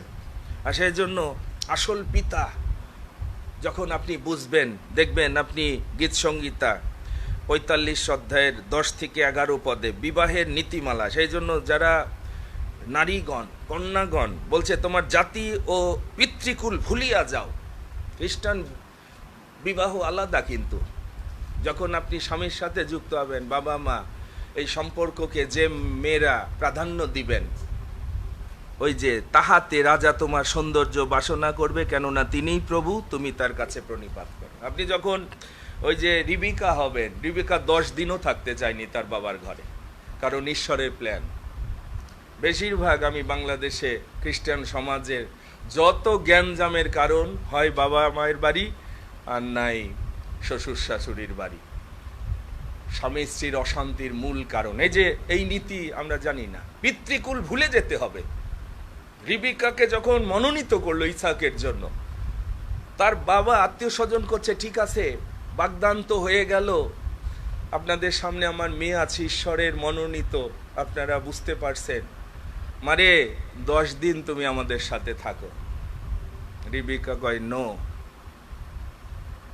কঠিন না রিবিকা? বাবা মাকে ভালোবাসে তা না, কিন্তু ঈশ্বরের নীতিমালা। সেই জন্য আব্রাহামের সন্তান ইসাক এমনভাবে ঈশ্বর তাকে গড়েছিলেন যে তার মধ্য দিয়ে সমস্ত জাতি আজকে আশীর্বাদ। আমরা বড়দিনে আমাদের বাংলাদেশের কালচার আপনারা জানেন, স্বর্গের পিতার ঘর উচ্ছন্ন রাইখে সব জগতের পিতামাতার ঘরেই বেশিরভাগ খ্রিস্টান চলে যায়, বেশিরভাগ খ্রিস্টান। ধন্যবাদ দিই যে আমরা কিন্তু এই সত্য জানি। প্রথমে স্বর্গের পিতা সারা বছর যিনি আমাদেরকে আশীর্বাদ করেন, রক্ষা করেন, সেই জন্য প্রভু চান যেন আমরা তার গৃহ নির্মাণ করি। প্রথমে স্বর্গের পিতার গৃহ যেন উচ্ছন্ন না থাকে, ঈশ্বরের মণ্ডলীতে দণ্ডায়মান। তিনি সেই জন্য আমাদের প্রার্থনা শিখালেন, হে আমাদের স্বর্গস্থ পিতা, আমি এই জন্য এই জগতে তোমা কর্তৃক মনোনীত হয়েছি যেন তোমার নাম আমি পবিত্র বলে মান্য করি, তোমার রাজ্য প্রতিষ্ঠা যেন করি, তোমার ইচ্ছা যেন পালন করি, তারপরে ঈশ্বরের আশীর্বাদ আপনার জীবনে। এখানে আপনারা জানেন যে মা, আমার শাশুড়ি, এমনকি কাকু কেন এই পরিচর্যার মধ্য দিয়ে তারা সেবা পেয়েছে, কারণ তারা বীজ বুনেছে পিতার গৃহের জন্য। এই সত্য পালক হিসাবে আমি জানি, পিতার গৃহকে তারা ভালোবেসেছে। সেই জন্য স্বর্গের পিতার মধ্য দিয়ে, তার সন্তানদের মধ্য দিয়েই কিন্তু আজকে তারা পরিচর্যা পাচ্ছে। আমি যখন বিরিশিরি অঞ্চলে ছিলাম, আপনারা জানেন, পিতার গৃহ উচ্ছন্ন দেখে ওখানে একটা স্থানীয় মণ্ডলীতে যখন আমি পরিষ্কার করছিলাম, 26 তারিখ প্রভু যেদিন আমাকে আহ্বান করে, 26শে জুলাই 1996 খ্রিস্টাব্দে, ঈশ্বর দেখালেন একটা চিহ্ন যে আমি যখন তার গৃহকে প্রথম স্থান দিয়ে পরিষ্কার করছি, আমার বাবা ঢাকায় রিটায়ার্ড করার পর কোয়ার্টার ছেলে একটা বাসস্থানের দরকার ছিল, স্বর্গের পিতা তখন আমার বাবার জন্য চিন্তা করছে। হালেলুয়া! এই চিহ্নগুলো, এই প্রমাণগুলো আমার জীবনে আছে। কাজে আমি জানি যে যখন আমি আমার পিতার গৃহ নির্মাণ করব, তার কাজ করব, তিনি আমার বাবা, মা, ভাই বোন, আত্মীয় স্বজন, স্ত্রী, পুত্র সবাইকে দেখবে। কিন্তু আমাদের সমস্যা হচ্ছে পিতার গৃহ উচ্ছন্ন রেখে, পিতার কাজ না করে আমরা আমাদের জীবন পরিবার রক্ষা করতে। এই যে একজন, আমার পিতার কবর দিতে হবে যিশু, আমরা অনেক সময় স্বর্গের পিতার দায়িত্ব আগে পালন করতে চাই না। সেই জন্য যিশু বলেন, এরা তো মৃত, আত্মিকভাবে তারা মৃত, তারা ঈশ্বরের রাজ্যে জীবিত পবিত্র সেই জীবন পাইনি, বোঝেনি, সেই রাজ্য বোঝেনি। সেই জন্য বলছে, তুমি ওই মৃতদের মধ্যে যাইতে চাও, বরঞ্চ তুমি ঈশ্বরের রাজ্যে। শেষের যে ব্যক্তি, সে আবার ওই পরিবার বুঝতে পারেনি, বলে আমি আগে প্রভু নিজের বাটির বউ আছে, ছেলে মেয়ে আছে, একটু অনুমতি নিয়ে আসি, বিদায় নিয়ে আসি, একটু বিদায় সম্বর্ধনা যেন আমার পরিবার থেকে দেয়, আপনার কাজে আসবো, আপনার পিছনে আসবো, সবাইরে একটু জানাই টানাই আসি গ্রামে, এরকম আর কি ভাব তৃতীয় ব্যক্তির। তোমরা ঈশ্বরের বাটির লোক। আমরা অনেক সময় ঈশ্বরের বংশ হয়ে বিশ্বাস বাটির পরিজনের অধিকারটা আমরা বুঝি না। হিতবোধের 27-10 পদে আমি বলছে, তোমার নিজ বিপদ কালে ভ্রাতার গৃহে যাইও না। তোমার নিজের ভাই হইলেও আসল ভাই না, দূরস্থ ভ্রাতার চেয়ে বলতেছে তোমার প্রতিবাসী ভালো। আপনারা জানেন নিজেরা আমাদের ভাই বোনকে, আমি অনেক সময় বলি, হয়তো আমার রক্ত মাংসের ভাই বোন একটু মনে কষ্ট পায়, কিন্তু একদিন আমরা বুঝতে পারবো যে আমাদের আসল ভাই বোন কোথায়। আমাদের শ্রদ্ধেয় দাদা তার মা, তার সমস্ত আপনজনের সামনে বলল যে যারা যিশুকে ভালোবাসে না তারা আমার শত্রু। মা, বৃদ্ধ মা শুনছে, আমি সেখানে উপস্থিত তার পরিবারে। এটি কঠিন আছে, কে আমার ভাই? সেই জন্য আমরা অনেক সময় ঈশ্বরের পুত্র হয়ে, কন্যা হয়ে আমাদের আসল ঘর চিনি না। এই জন্য বেশিক্ষণ এখানে আসতে ভালো লাগে না, পিতার ঘরে থাকতে ভালো লাগে না। সেই জন্য গীত সংহিতা 82 অধ্যায় 6-7 পদে বলছে, তোমরা সকলে পরাৎপরের সন্তান, কিন্তু তোমরা মনুষ্যদের ন্যায় মরবা। ঈশ্বরের সন্তান হয়ে, ঈশ্বরের বাটির লোক হয়েও তোমরা আবার এমন পথ বেছে নিয়েছো, মানুষের দৃষ্টিতে একটা পথ আছে সরল, কিন্তু তার পথ মৃত্যুর পথ। আমরা অনেক খ্রিস্টান যদি আসল পরিবার বুঝতাম, আসল বাটি বুঝতাম, কি মনে হয় আমার যে মোটর সাইকেল সুষমাচারের জন্য কোন ভাই দিয়েছে? জগতে রক্ত মাংসের বাবা মা ভাই বোন কে এটি দিয়েছে? কেউ না। আমার খ্রিস্টেতে ভ্রাতা কে আমাকে ভালোবাসে? কি মনে হয়? আমরা পরিবার চিনিনি। যিশুরেই বলতেছি, প্রভু আমার পরিবার আগে। দাদা আমার ঘরে মেহমান এসেছিল, এই জন্য যিশুর কাছে যাইতে পারিনি। অমুক এসেছিল, অজুহাত না, এটা পাপ, মনে রাখেন। যিনি আমাদেরকে তার পুত্র কন্যার অধিকার দিতে চান, আজকে শেষে আমি সেই আহ্বান রাখতে চাই। শুধু মুখে স্বীকার করলে হবে না, তিনি আমার প্রভু। আমাদের হৃদয়ের বিশ্বাস দ্বারা প্রমাণ দিতে হবে আমরা তার সন্তান। যদি সন্তান হন, আমি সেদিন বাইবেল স্টাডিতে বলেছি, আমি সবচেয়ে ধনী, কারণ আমার বাবার যা, এটি আমার সেই অধিকার। স্বর্গের মালিক, পৃথিবীর মালিক যদি আমার বাবা হয়, আমার চেয়ে ধনবান কে আছে বলেন? আমার চেয়ে ধনী কে আছে? আপনি কি বিশ্বাস করেন সেটি? যিশু এই জগতে সেই সাক্ষ্য দিয়েছেন, পিতো তোমার যা কিছু এটি আমার। ঈশ্বর তার সন্তানদের ভক্ষের জন্য মান্না দিয়েছিল। গীত সঙ্গীত ৭৮ অধ্যায় পড়ে দেখবেন ২৪ থেকে ২৯। স্বর্গের শস্য তিনি দিলেন, লক্ষ লক্ষ মানুষকে খাওয়ালেন। আকাশের পক্ষীদের দিকে তাকাও, বনে না, কাটে না, কিন্তু আমি স্বর্গের পিতা তাদের। আর তোমরা আমার যদি সন্তান হও, তোমাদের কিসের অভাব আমি রাখবো? আমরা বিশ্বাস করতে পারিনি। আমরা এখনো এই জগতের আপনজনদের ভাবছি এরাই আমাদের পাশে দাঁড়াবে। শত্রু এরা। আপন আপন পরিজন আপনার শত্রু হবে। প্রভুর সন্তান বলছে, তোমার আবাস কেমন প্রিয়। সত্য চটক পক্ষী এক কুলাই পাইয়াছে, খঞ্জন পক্ষী নিজ শাবক রাখিবার বাসা পাইয়াছে। ধন্য তাহারা যাহারা তোমার গৃহে বাস করে। আমেন। এই পাড়ায় একটা ঘরের সুন্দর নাম দেওয়া আছে, কুলাই। আপনারা দেখেছেন আমাদের চাকমা আঙ্কেলের সামনের বিল্ডিংটা, আমি দেখছিলাম, বাইবেলে বলছে সত্য চটক পক্ষী এক কুলাই পাইয়াছে। ঈশ্বরের গৃহে তৃপ্তিকর আনন্দ। আমি জানি না আপনারা উপভোগ করেছেন কিনা, করেন কিনা। গতকালকে আমি সিডিসিতে সারাদিন কাটিয়েছি প্রভুর বাক্য নিয়ে, প্রভুর বিষয় নিয়ে। এত আনন্দ লাগে, এত শান্তি লাগে। আমি সদা প্রভুর গৃহে চিরদিন বাস করব। প্রিয় ভাই বোন, আজকে আমি সেই আহ্বান রাখতে চাই। আপনি কি সেই ক্যাটাগরির খ্রিস্টান যে জগতে এমন কোনো বাসস্থান, নগর খুঁজছেন যেটি অস্থায়ী? স্বর্গে স্থিত আপনার বাড়ি, আপনার বাসস্থান যদি দেখতেন, আপনি সবার চেয়ে বেশি, আমার চেয়ে সেই জন্য অনেকে বেশি আনন্দিত না। এখানে ১ শতক জায়গা আমার নাই সারা পৃথিবীতে, কিন্তু আমি জানি কোথায় আমার বাসস্থান। এটি আমার কাছে সুস্পষ্ট। আমি জানি আমার পিতাকে, তার ক্ষমতা কি, সেই জন্য আমি তার সেবা করি, তার গৃহে থাকি। আমি জানি আমার আপনজন কারা, বিশ্বাস বাটির পরিজন, ঈশ্বরের বাটির লোকরাই আমার ভ্রাতা ভগ্নী। আসুন আজকে প্রভুকে যে বলি যে, প্রভু আমি যেন তোমার সত্য দ্বারা স্বাধীন হতে পারি, তোমাকে ভালোবাসতে পারি। যে প্রভুকে ভালোবাসে না, বাইবেল বলছে সে শাপগ্রস্ত হোক। কিন্তু আসুন প্রভুকে বলি যে, প্রভু আমি এই জগতে যেন কোনো স্থানের জন্য না দৌড়াই, আমি তোমার সাথে থাকতে চাই। প্রভু আমি তোমাকেই পিতা বলে, প্রভু বলে, পালক বলে, রক্ষক বলে বিশ্বাস করতে চাই। প্রভু আমার আসল পরিবার যেন আমি বুঝতে পারি, বিশ্বাসবাটির পরিজন। আমরা যেন তোমার রাজ্যে একসাথে কাটাতে পারি। আসুন মস্তক অবনত করি, আসুন মস্তক অবনত করি।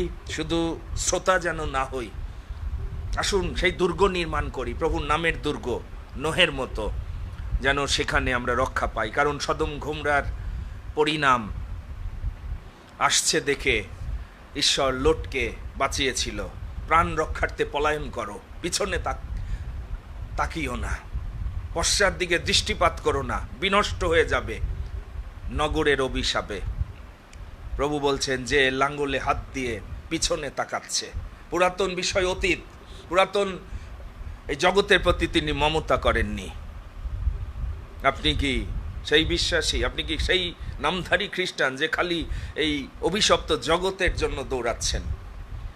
আপনি কি অনন্তকাল যাদের সাথে থাকবেন তাদেরকে প্রথম প্রায়োরিটি দিয়ে বিশ্বাসবাটী পরিজনের সঙ্গে কাটাতে চান, নাকি এই জগতে রক্ত মাংসের সম্পর্ক এটি ঈশ্বরের রাজ্যের সঙ্গে যুক্ত না? সাধুপোল যখন স্বর্গীয় আহ্বান পেয়েছিল সে বলছে, আমি ক্ষণকাল মাত্র রক্ত মাংসের সাথে পরামর্শ করিনি, আমি বাধ্য হলাম, সেই স্বর্গীয় দর্শনের অবাধ্য আমি হইনি। প্রিয় ভাই বোন, আমরা এক আহ্বানে আহুত হয়েছি। প্রভু চান আপনি যেন ফলবান হন। প্রভু চান যেন যে ক্ষেত্র তিনি আবার আপনাকে দিয়েছেন, যে ক্ষেত্রে তিনি আপনাকে রোপণ করেছেন, আপনি যেন চাষাবাদ করেন, আপনি যেন জল ঢালেন, আপনি যেন সার দেন, আপনি যেন সেই ডুমুর বৃক্ষের যত্ন করেন। বাইবেল বলছে যে ডুমুর বৃক্ষ রাখে সে সম্মানিত হবে, প্রভুর সেবা করার দ্বারা সে ধন্য হবে। কিন্তু আপনি যদি দুষ্ট অলস দাসের মতো প্রভুর জন্য ফল উৎপন্ন না করেন, আপনার খ্রিস্টীয় জীবনে যদি ফল না থাকে, পিছনের বিষয়গুলো দ্বারা যদি আপনি অভিশপ্ত জীবনের দিকে যান, ফলহীন হয়ে পড়েন, প্রভু বলবেন আমি তোমাকে চিনি না, তুমি আমার রাজ্যের উপযোগী না। আসুন আজকে প্রভুকে বলি যে প্রভু, আমি আজকে থেকে, এই মুহূর্ত থেকে আমি দৌড় শুরু করছি সম্মুখস্থ ঊর্ধ্বস্থ পণ পাওয়ার জন্য। লক্ষ্যের অভিমুখে আমি দৌড়াতে চাই, আমি পিছের সব ভুলে যেতে চাই। প্রভু তুমি আমার হৃদয়ের দৃষ্টি আলোকিত করো, আমাকে শক্তি দাও তোমার আত্মা দ্বারা, যেন আমি সেই শক্তি পাই ঈগল পক্ষীর ন্যায়, নতুন শক্তি নিয়ে আমি যেন উঠতে পারি, ঊর্ধ্বস্থ বিষয়ের পণ পাইবার জন্য দৌড়াতে পারি। কামা ফায়ার। প্রভু আজকে আপনাকে আহ্বান করছেন, ডাকছেন। আপনি যদি তার রব শ্রবণ করতে পারেন, আপনি প্রভুর কাছে আপনার উত্তর দেন, এই আমি প্রভু, আমার জীবন তোমার হাতে আমি দিই, তোমার নকশায় গঠন করো, যেন অনন্তকালের সেই আবাসের জন্য, স্বর্গের সেই গাঁথুনির জন্য, স্বর্গে স্থিত সেই চিরস্থায়ী নগরের জন্য আমি যেন দৌড়াতে পারি, তোমাতে পরিশ্রম করে, তোমার সেবা করে, স্বর্গের ধনে ঈশ্বরের উদ্দেশ্যে যেন ধনবান হতে পারি। এটি যদি আকাঙ্ক্ষা হয়, আসুন সেই প্রার্থনা নিয়ে প্রভুর চরণে পড়ি। Hallelujah, hallelujah. প্রভু, আমরা কৃতজ্ঞ হই। তোমার বাক্য ধ্যান করতে করতে আমরা দেখেছি যে আমরা অনেকে পিছনের জীবন নিয়ে এখনো পড়ে আছি, এই জগৎ নিয়ে পড়ে আছি, আমাদের নিজ রক্ত মাংসের পরিবার নিয়ে আমরা ব্যস্ত। আমরা এই জগতে একটা বাড়ি করার চিন্তা করি, জায়গা জমি করার চিন্তা করি, এই অস্থায়ী নগরের জন্য আমরা বেশি দৌড়াচ্ছি। এই পার্থিব তাম্বু, এই বাটি ভেঙে যাবে, এ তো তুমি যে বাসস্থানের জন্য আমাদের মনোনীত করেছো পিতা, আমরা প্রত্যেকে জানো সেই দিকে দৃষ্টিপাত করতে পারি। অনেকে জীবনে এখনো যে কপটতা আছে, আমরা মুখে প্রভু বললেও, স্বর্গরাজ্যের প্রজা বললেও আমরা ত্রাণকর্তার আগমনের অপেক্ষা করি না, ঊর্ধ্বস্থ বিষয় ভাবি না, ধাবন ক্ষেত্রের দিকে দৌড়াই না। আমাদের হৃদয়ের চোখ খুলে দাও পিতা, আমাদের পাপ ক্ষমা করো, আমাদের অযোগ্যতা ক্ষমা করো, যেন আমরা যে আহ্বানে আহত হয়েছে যোগ্যভাবে চলতে পারি। দয়া করো পিতা, অনুগ্রহ করো, আশীর্বাদ করো পিতা, নতুন শক্তি দাও, ক্ষমা করো পিতা।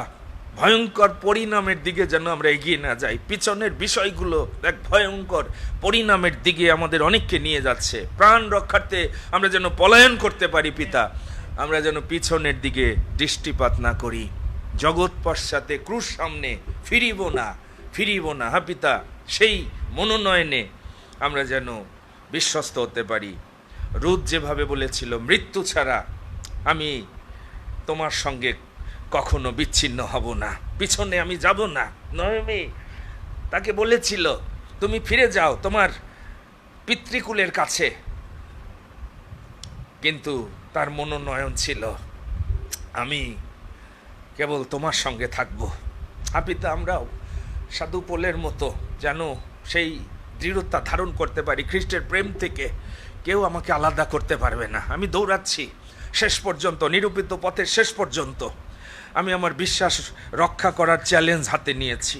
আমি জানি আমার জন্য ধার্মিকতার মুকুট আমার প্রভু তুলে রেখেছেন, শুধু আমার জন্য না, তোমরা যতজন সেই প্রকাশ প্রাপ্তির অপেক্ষা করছো প্রত্যেককে তিনি তা দিবেন। হালেলুয়া। পিতা, এই জগতে আমরা কিছু আনিনি, কিছু নিয়ে যেতে পারবো না। শেষকাল, ভীষণ সময়, শয়তান সকলকে গ্রাস করার জন্য জগতে ব্যস্ত রেখেছে।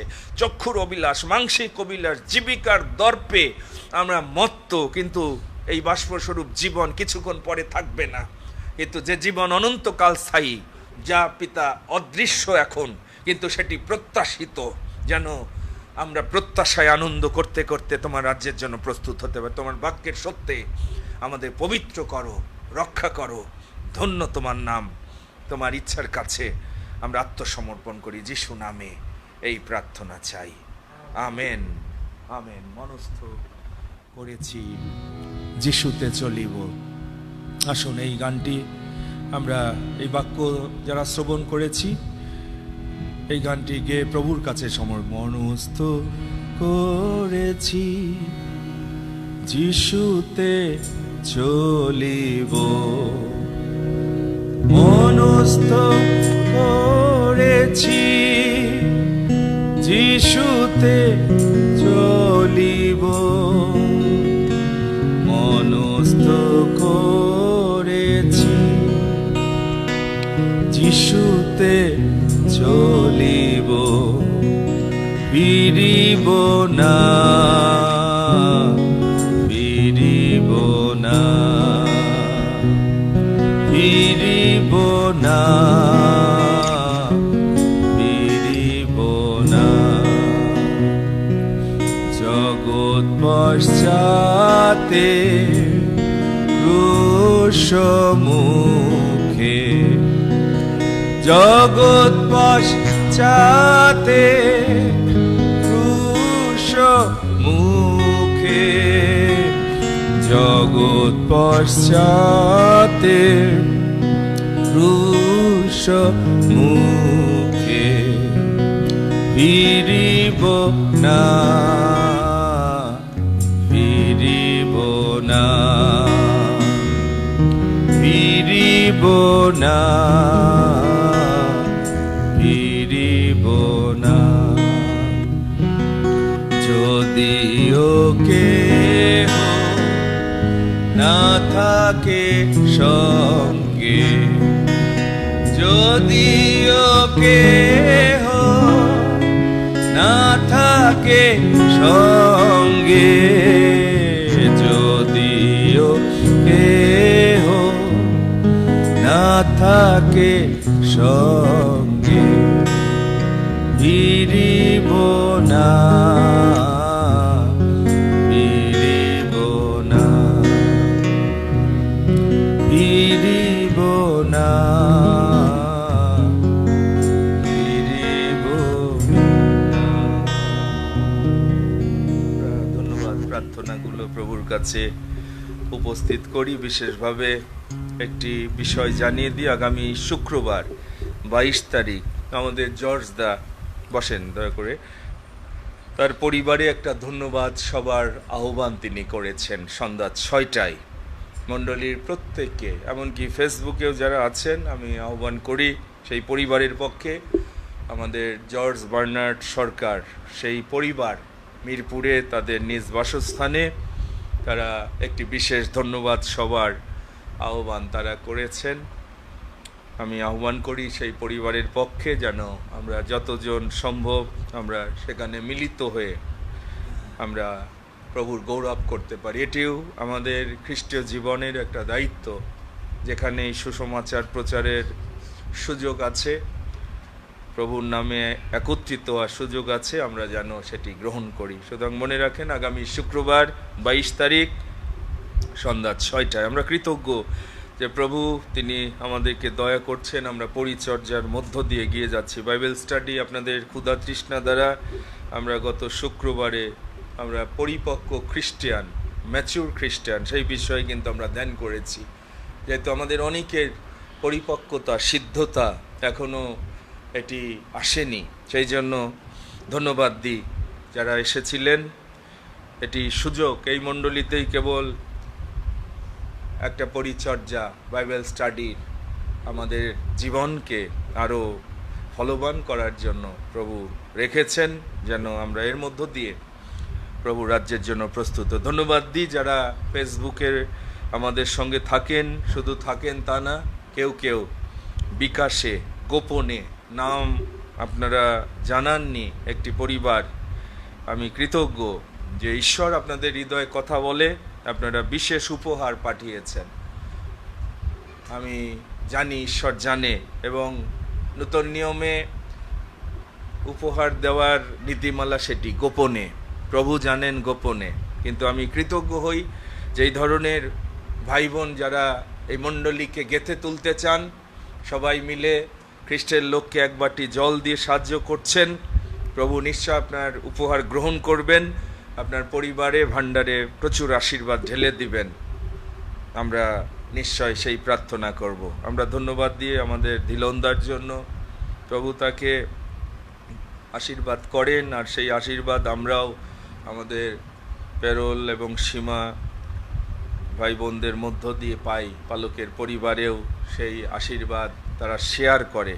আমরা ধন্যবাদ দিই পরিবারের জন্য। ধীলন্দাকেও আমরা রাখবো, যেন প্রভু বিশ্বাসে আসল জীবনে তাকে আরও ফলবান করে। জগতে আমরা দুর্বল হব, অসুস্থ হব, কিন্তু এর চেয়ে অনন্তকালের জীবন সুস্থ থাকাটা খুবই গুরুত্বপূর্ণ। আমরা সেই প্রার্থনা করব। আপনারা জানেন আমি সিডিসিতে এখন শিক্ষা দিচ্ছি, যেন সেখানে সত্যিকারের যিশুর শিষ্য শিষ্যা অনেকে হয়ে উঠতে পারে।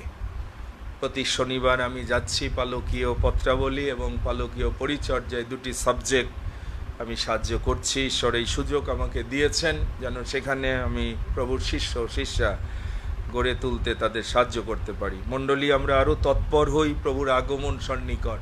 প্রভু যত দেখবেন আপনি তার রাজ্যের দিকে দৃষ্টি রেখেছেন, তত আপনাকে আশীর্বাদ করবে। কিন্তু মনে রাখেন, যারা পিছনের বিষয়টা নিয়ে বেশি ব্যস্ত হয়ে যাচ্ছেন, ঈশ্বরের আশীর্বাদের জন্য আপনি উপযুক্ত না। সেজন্য আমি আহ্বান করি আপনারা ঊর্ধ্ব দৃষ্টি করেন। উপর থেকে সমস্ত উত্তম কিছু আসে। ঈশ্বর যখন দেয় সেটি আমাদের পরিতৃপ্ত করে। একটা পরিবার বলেন, সন্তান বলেন, অর্থ বলেন, যেটুক দেন এটা আমাদের যথেষ্ট হয়ে যায়। এটি তার কাছ থেকে গ্রহণ করেন, বীজ বোনেন। আমরা নিখিল ভাইয়ের জন্য, এলডার নিখিল, আজকে আমার কথা হয়েছে, কিছুটা সে অসুস্থ, শারীরিকভাবে কিছু ব্যথা তার রয়েছে, প্রভু যেন তাকে স্পর্শ করে। আমরা সেই প্রার্থনা করব। শশাঙ্ক ভাই, আমাদের এলডার জুয়েল, তাদেরকেও আমরা রাখবো। তারা সেই স্থানে যেন প্রভুর আলো প্রকাশ করতে পারে। খ্রিস্টীয় মণ্ডলীর শক্তি প্রকাশিত হওয়া দরকার। ঈশ্বর যে জীবন্ত আমরা মুখে বলি, কিন্তু তার কাছে আসলে জীবন পরিবর্তন হয়, আলোকিত হই, শক্তিপ্রাপ্ত হই। এই সাক্ষ্যগুলো দরকার। আমরা হাত তুলি, আমাদের প্রত্যেকের ধন্যবাদ প্রার্থনা রয়েছে। আসুন আমরা কিছুক্ষণ এই কৃতজ্ঞতা ধন্যবাদ প্রভুর চরণে রাখি।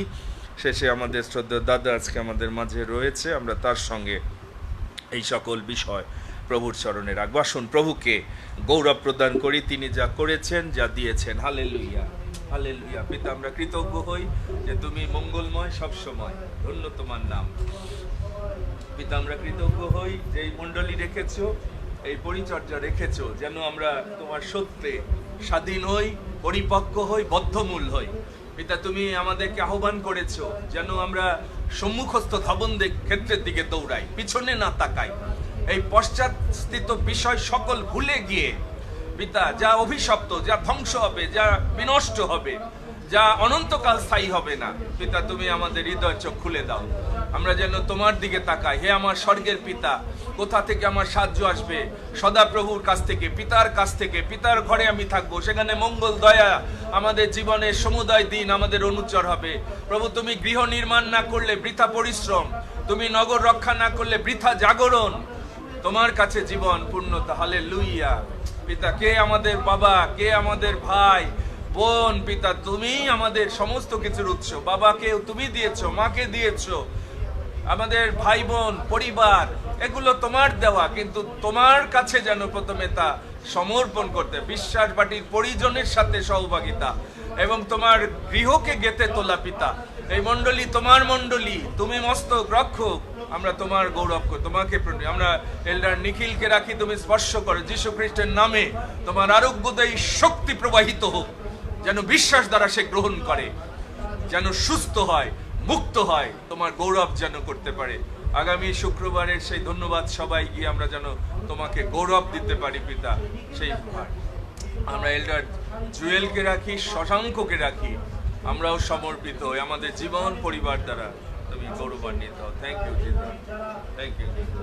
বিকাশে যে পরিবার পিতা তাদের উপহার দিয়েছে, বিশেষ উপহার, তুমি গ্রহণ করো। আশ্চর্য আশীর্বাদ তাদের ভান্ডারে, জীবনে তোমার গৃহ যারা নির্মাণ করে, তোমার মণ্ডলী যারা গেথে তুলবে, তুমিও তাদের গেথে তুলবে। এই প্রমাণ প্রাপ্তির অভিজ্ঞতা যেন হয় এবং তারা যেন আরো প্রাণপণ উপচিয়া পড়ে তোমার কার্যে। তুমি তাদের উপহার গ্রহণ করো, আশীর্বাদ করো। হালেলুয়া, ধন্য তোমার নাম। মঙ্গলময় প্রভু যিশু, আমরা তোমার গৌরব করি, তোমার প্রশংসা করি, তুমি আমাদেরকে ভালোবাসো। তোমার প্রশংসা করি, তুমি অনাদি অনন্ত ঈশ্বর, তুমি মহাপরাক্রমী প্রভু, তুমি বিক্রমশালী ঈশ্বর, সনাতন পিতা, শান্তিরাজ। তোমার প্রশংসা করি, তুমি চিরসত্য প্রভু, চিরনির্ভরযোগ্য প্রভু। আমরা তোমার গৌরব করি, প্রশংসা করি যে তুমি আমাদেরকে ভালোবেসে তোমার পরিচয় আমাদেরকে দিয়েছ, তুমি আমাদের কাছে প্রকাশিত হয়েছ, সেজন্য আমরা তোমাকে প্রভু পিতা বলে ডাকতে পারছি। ধন্য পিতা, আমরা তোমার গৌরব করি, প্রশংসা করি যে আজকের দিনে তোমার পবিত্র চরণে আসার সুযোগ দিয়েছ।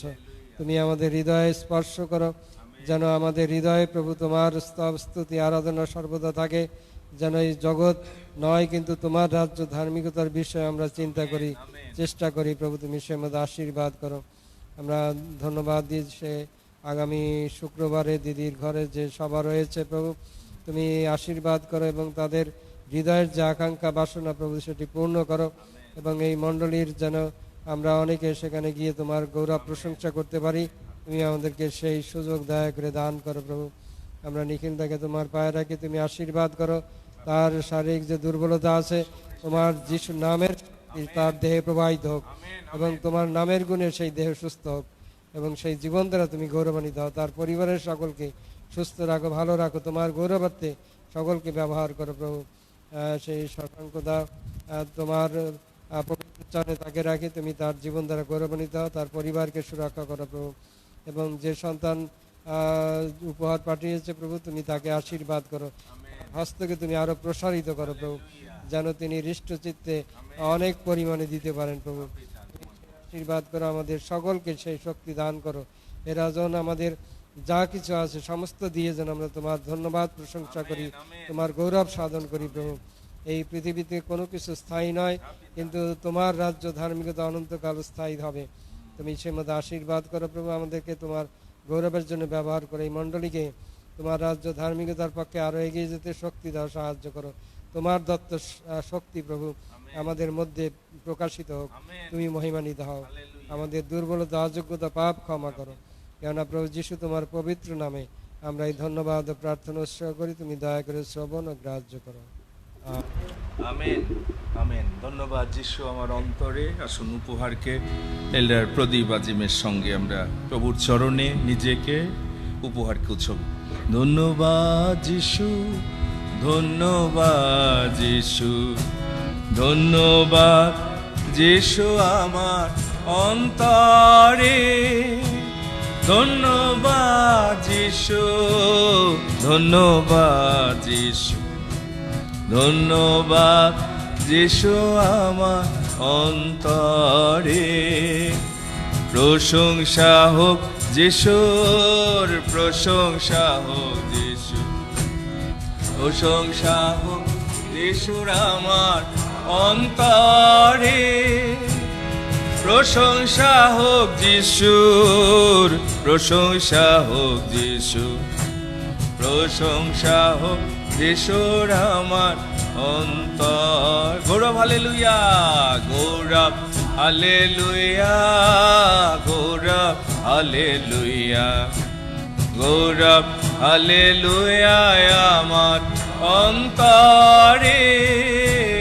গৌরব হালেলুয়া, গৌরব হালেলুয়া, গৌরব হালেলুয়া আমার অন্তর। ভালোবাসি যিশু তোমায়, ভালোবাসি যিশু, ভালোবাসি যিশু, ভালোবাসি যিশু তোমায় অন্তরে, ভালোবাসি যিশু, ভালোবাসি যিশু, ভালোবাসি যিশু তোমায় অন্তরে। ধন্যবাদ, ধন্যবাদ যিশু, ধন্যবাদ যিশু, ধন্যবাদ যিশু আমার অন্তরে, ধন্যবাদ যিশু, ধন্যবাদ যিশু, ধন্যবাদ যিশু আমার অন্তরে। আসুন হৃদয় থেকে প্রভুকে ধন্যবাদ দিই। তিনি সব কিছু দিয়েছেন, আমাদের বলে কিছু নাই, কিন্তু তিনি পরীক্ষা করেন আমরা হৃষ্টচিত্তদাতা কিনা। দান করা ধন্য হইবার বিষয়, তার রাজ্য প্রতিষ্ঠার জন্য, তার গৃহ নির্মাণের জন্য। আসুন এই উপহার প্রভুর কাছে আমরা উৎসর্গ করি। আসুন আমরা এই সময় উপহারকে আমরা প্রভুর কাছে রাখি। জীবন্ত স্বর্গের মহান পিতা প্রভু, আমরা তোমার গৌরব, তোমার প্রশংসা করি, কারণ তোমার দয়া, তোমার অনুগ্রহ, তোমার প্রেম প্রভু আমরা যেন ভুলে যেন না যাই আমেন, প্রভু। আমেন। কারণ আজকে আমরা বিশেষভাবে ধন্যবাদ দিই প্রভু তোমার বাক্যের জন্য, যে বাক্য দ্বারা আজকে তুমি আমাদেরকে আপ্যায়িত করেছো। এবং যিশু যেভাবে বলছে যে শৃগালের গর্ত আছে, আকাশের পক্ষীদের বাসা আছে, কিন্তু মনুষ্যপুত্রের মাথা রাখবার পর্যন্ত স্থান নাই। আমাদের যিনি সৃষ্টি করেছেন তার যদি কোনো স্থান যদি না থাকে, কিভাবে আমরা বাঁচবো প্রভু? আমরা প্রতিদিন প্রভু তোমার ক্রুশের দিকে তাকাই, যে ক্রুশে প্রভু তুমি আমাদের সমস্ত পাপের ভার তুমি বহন করেছিলে প্রভু। আমরা যেন বুঝতে পারি এই নশ্বর বক্ষে নিমিত্ত যেন আমরা শ্রম যেন না করি প্রভু। আমরা শ্রম করছি ক্ষণস্থায়ী জীবনের জন্য, কিন্তু আমাদের জীবন প্রতিদিন আমরা সেই বিনষ্টর দিকে রয়েছে প্রভু। তুমি আমাদেরকে ক্ষমা করো, যেন আমরা যা কিছু করি তোমাকে আমরা প্রথম স্থান দিতে পারি, তোমার রাজ্য, তোমার ধার্মিকতার জন্য প্রভু। তুমি আমাদেরকে প্রস্তুত করো তোমার রাজ্যের জন্য, তোমার উত্তম, আরো সেই উত্তম রাজ্যের জন্য তুমি প্রস্তুত করো প্রভু। তুমি আমাদেরকে সেই অনুগ্রহ করো, দয়া করো প্রভু। আমরা পবিত্র যীশু খ্রিস্টের মণ্ডলীর জন্য ধন্যবাদ দিই। এই মণ্ডলী আছে বিদায় প্রভু আমরা তোমার সত্যকে জেনেছি, যার জন্য প্রভু আমরাও যেন সে সত্যের পক্ষে যেন সাক্ষ্য দিতে পারি, তোমার গৌরব প্রশংসা করতে পারি প্রভু। তুমি আমাদেরকে অনুগ্রহ করে যে উপহার, যে দান দশমাংশ হৃষ্ট চিত্র উপহার দিয়েছে প্রভু, তুমি গ্রহণ করো, যেন তোমার রাজ্য, তোমার ধার্মিকতার জন্য সেগুলো যেন ব্যবহার করতে পারি, তোমার গৌরব প্রশংসা করতে পারি প্রভু যিশু। তুমি আমাদেরকে অনুগ্রহ করো, যেন আমরা যেন বাঁচি যদি প্রভু তোমার জন্য, এই জীবন তোমার প্রভু, তোমাতে যেন আমরা সব সময় যেন আনন্দ করতে পারি, কারণ ধার্মিকতার শ্রম হচ্ছে জীবনদায়ক প্রভু। এবং যারা ধার্মিকতার জন্য ক্ষুধিত তৃষিত, তারা তোমার রাজ্য তারা বিস্তার করছে, তোমার রাজ্যের জন্য প্রভু আপ্রাণ চেষ্টা করছে প্রভু। তুমি অনুগ্রহ করো, দয়া করো, আশীর্বাদ করো। আমাদের ত্রাণকর্তা মুক্তিদাতা প্রভু যীশু খ্রিস্টের নামে চাই, আমেন। আমাদের ত্রাণকর্তা প্রভু যীশু খ্রিস্টের অনুগ্রহ, পিতা ঈশ্বরের অসীম প্রেম, পবিত্র আত্মার সহভাগিতা, শক্তি এবং অনুপম শান্তি আমাদের উপস্থিত সকলের প্রতি, অনলাইনেও যারা প্রভু কর্তৃক সংযুক্ত এই আত্মিক সহভাগিতায় সকলের সহবর্তী হোক। আমেন।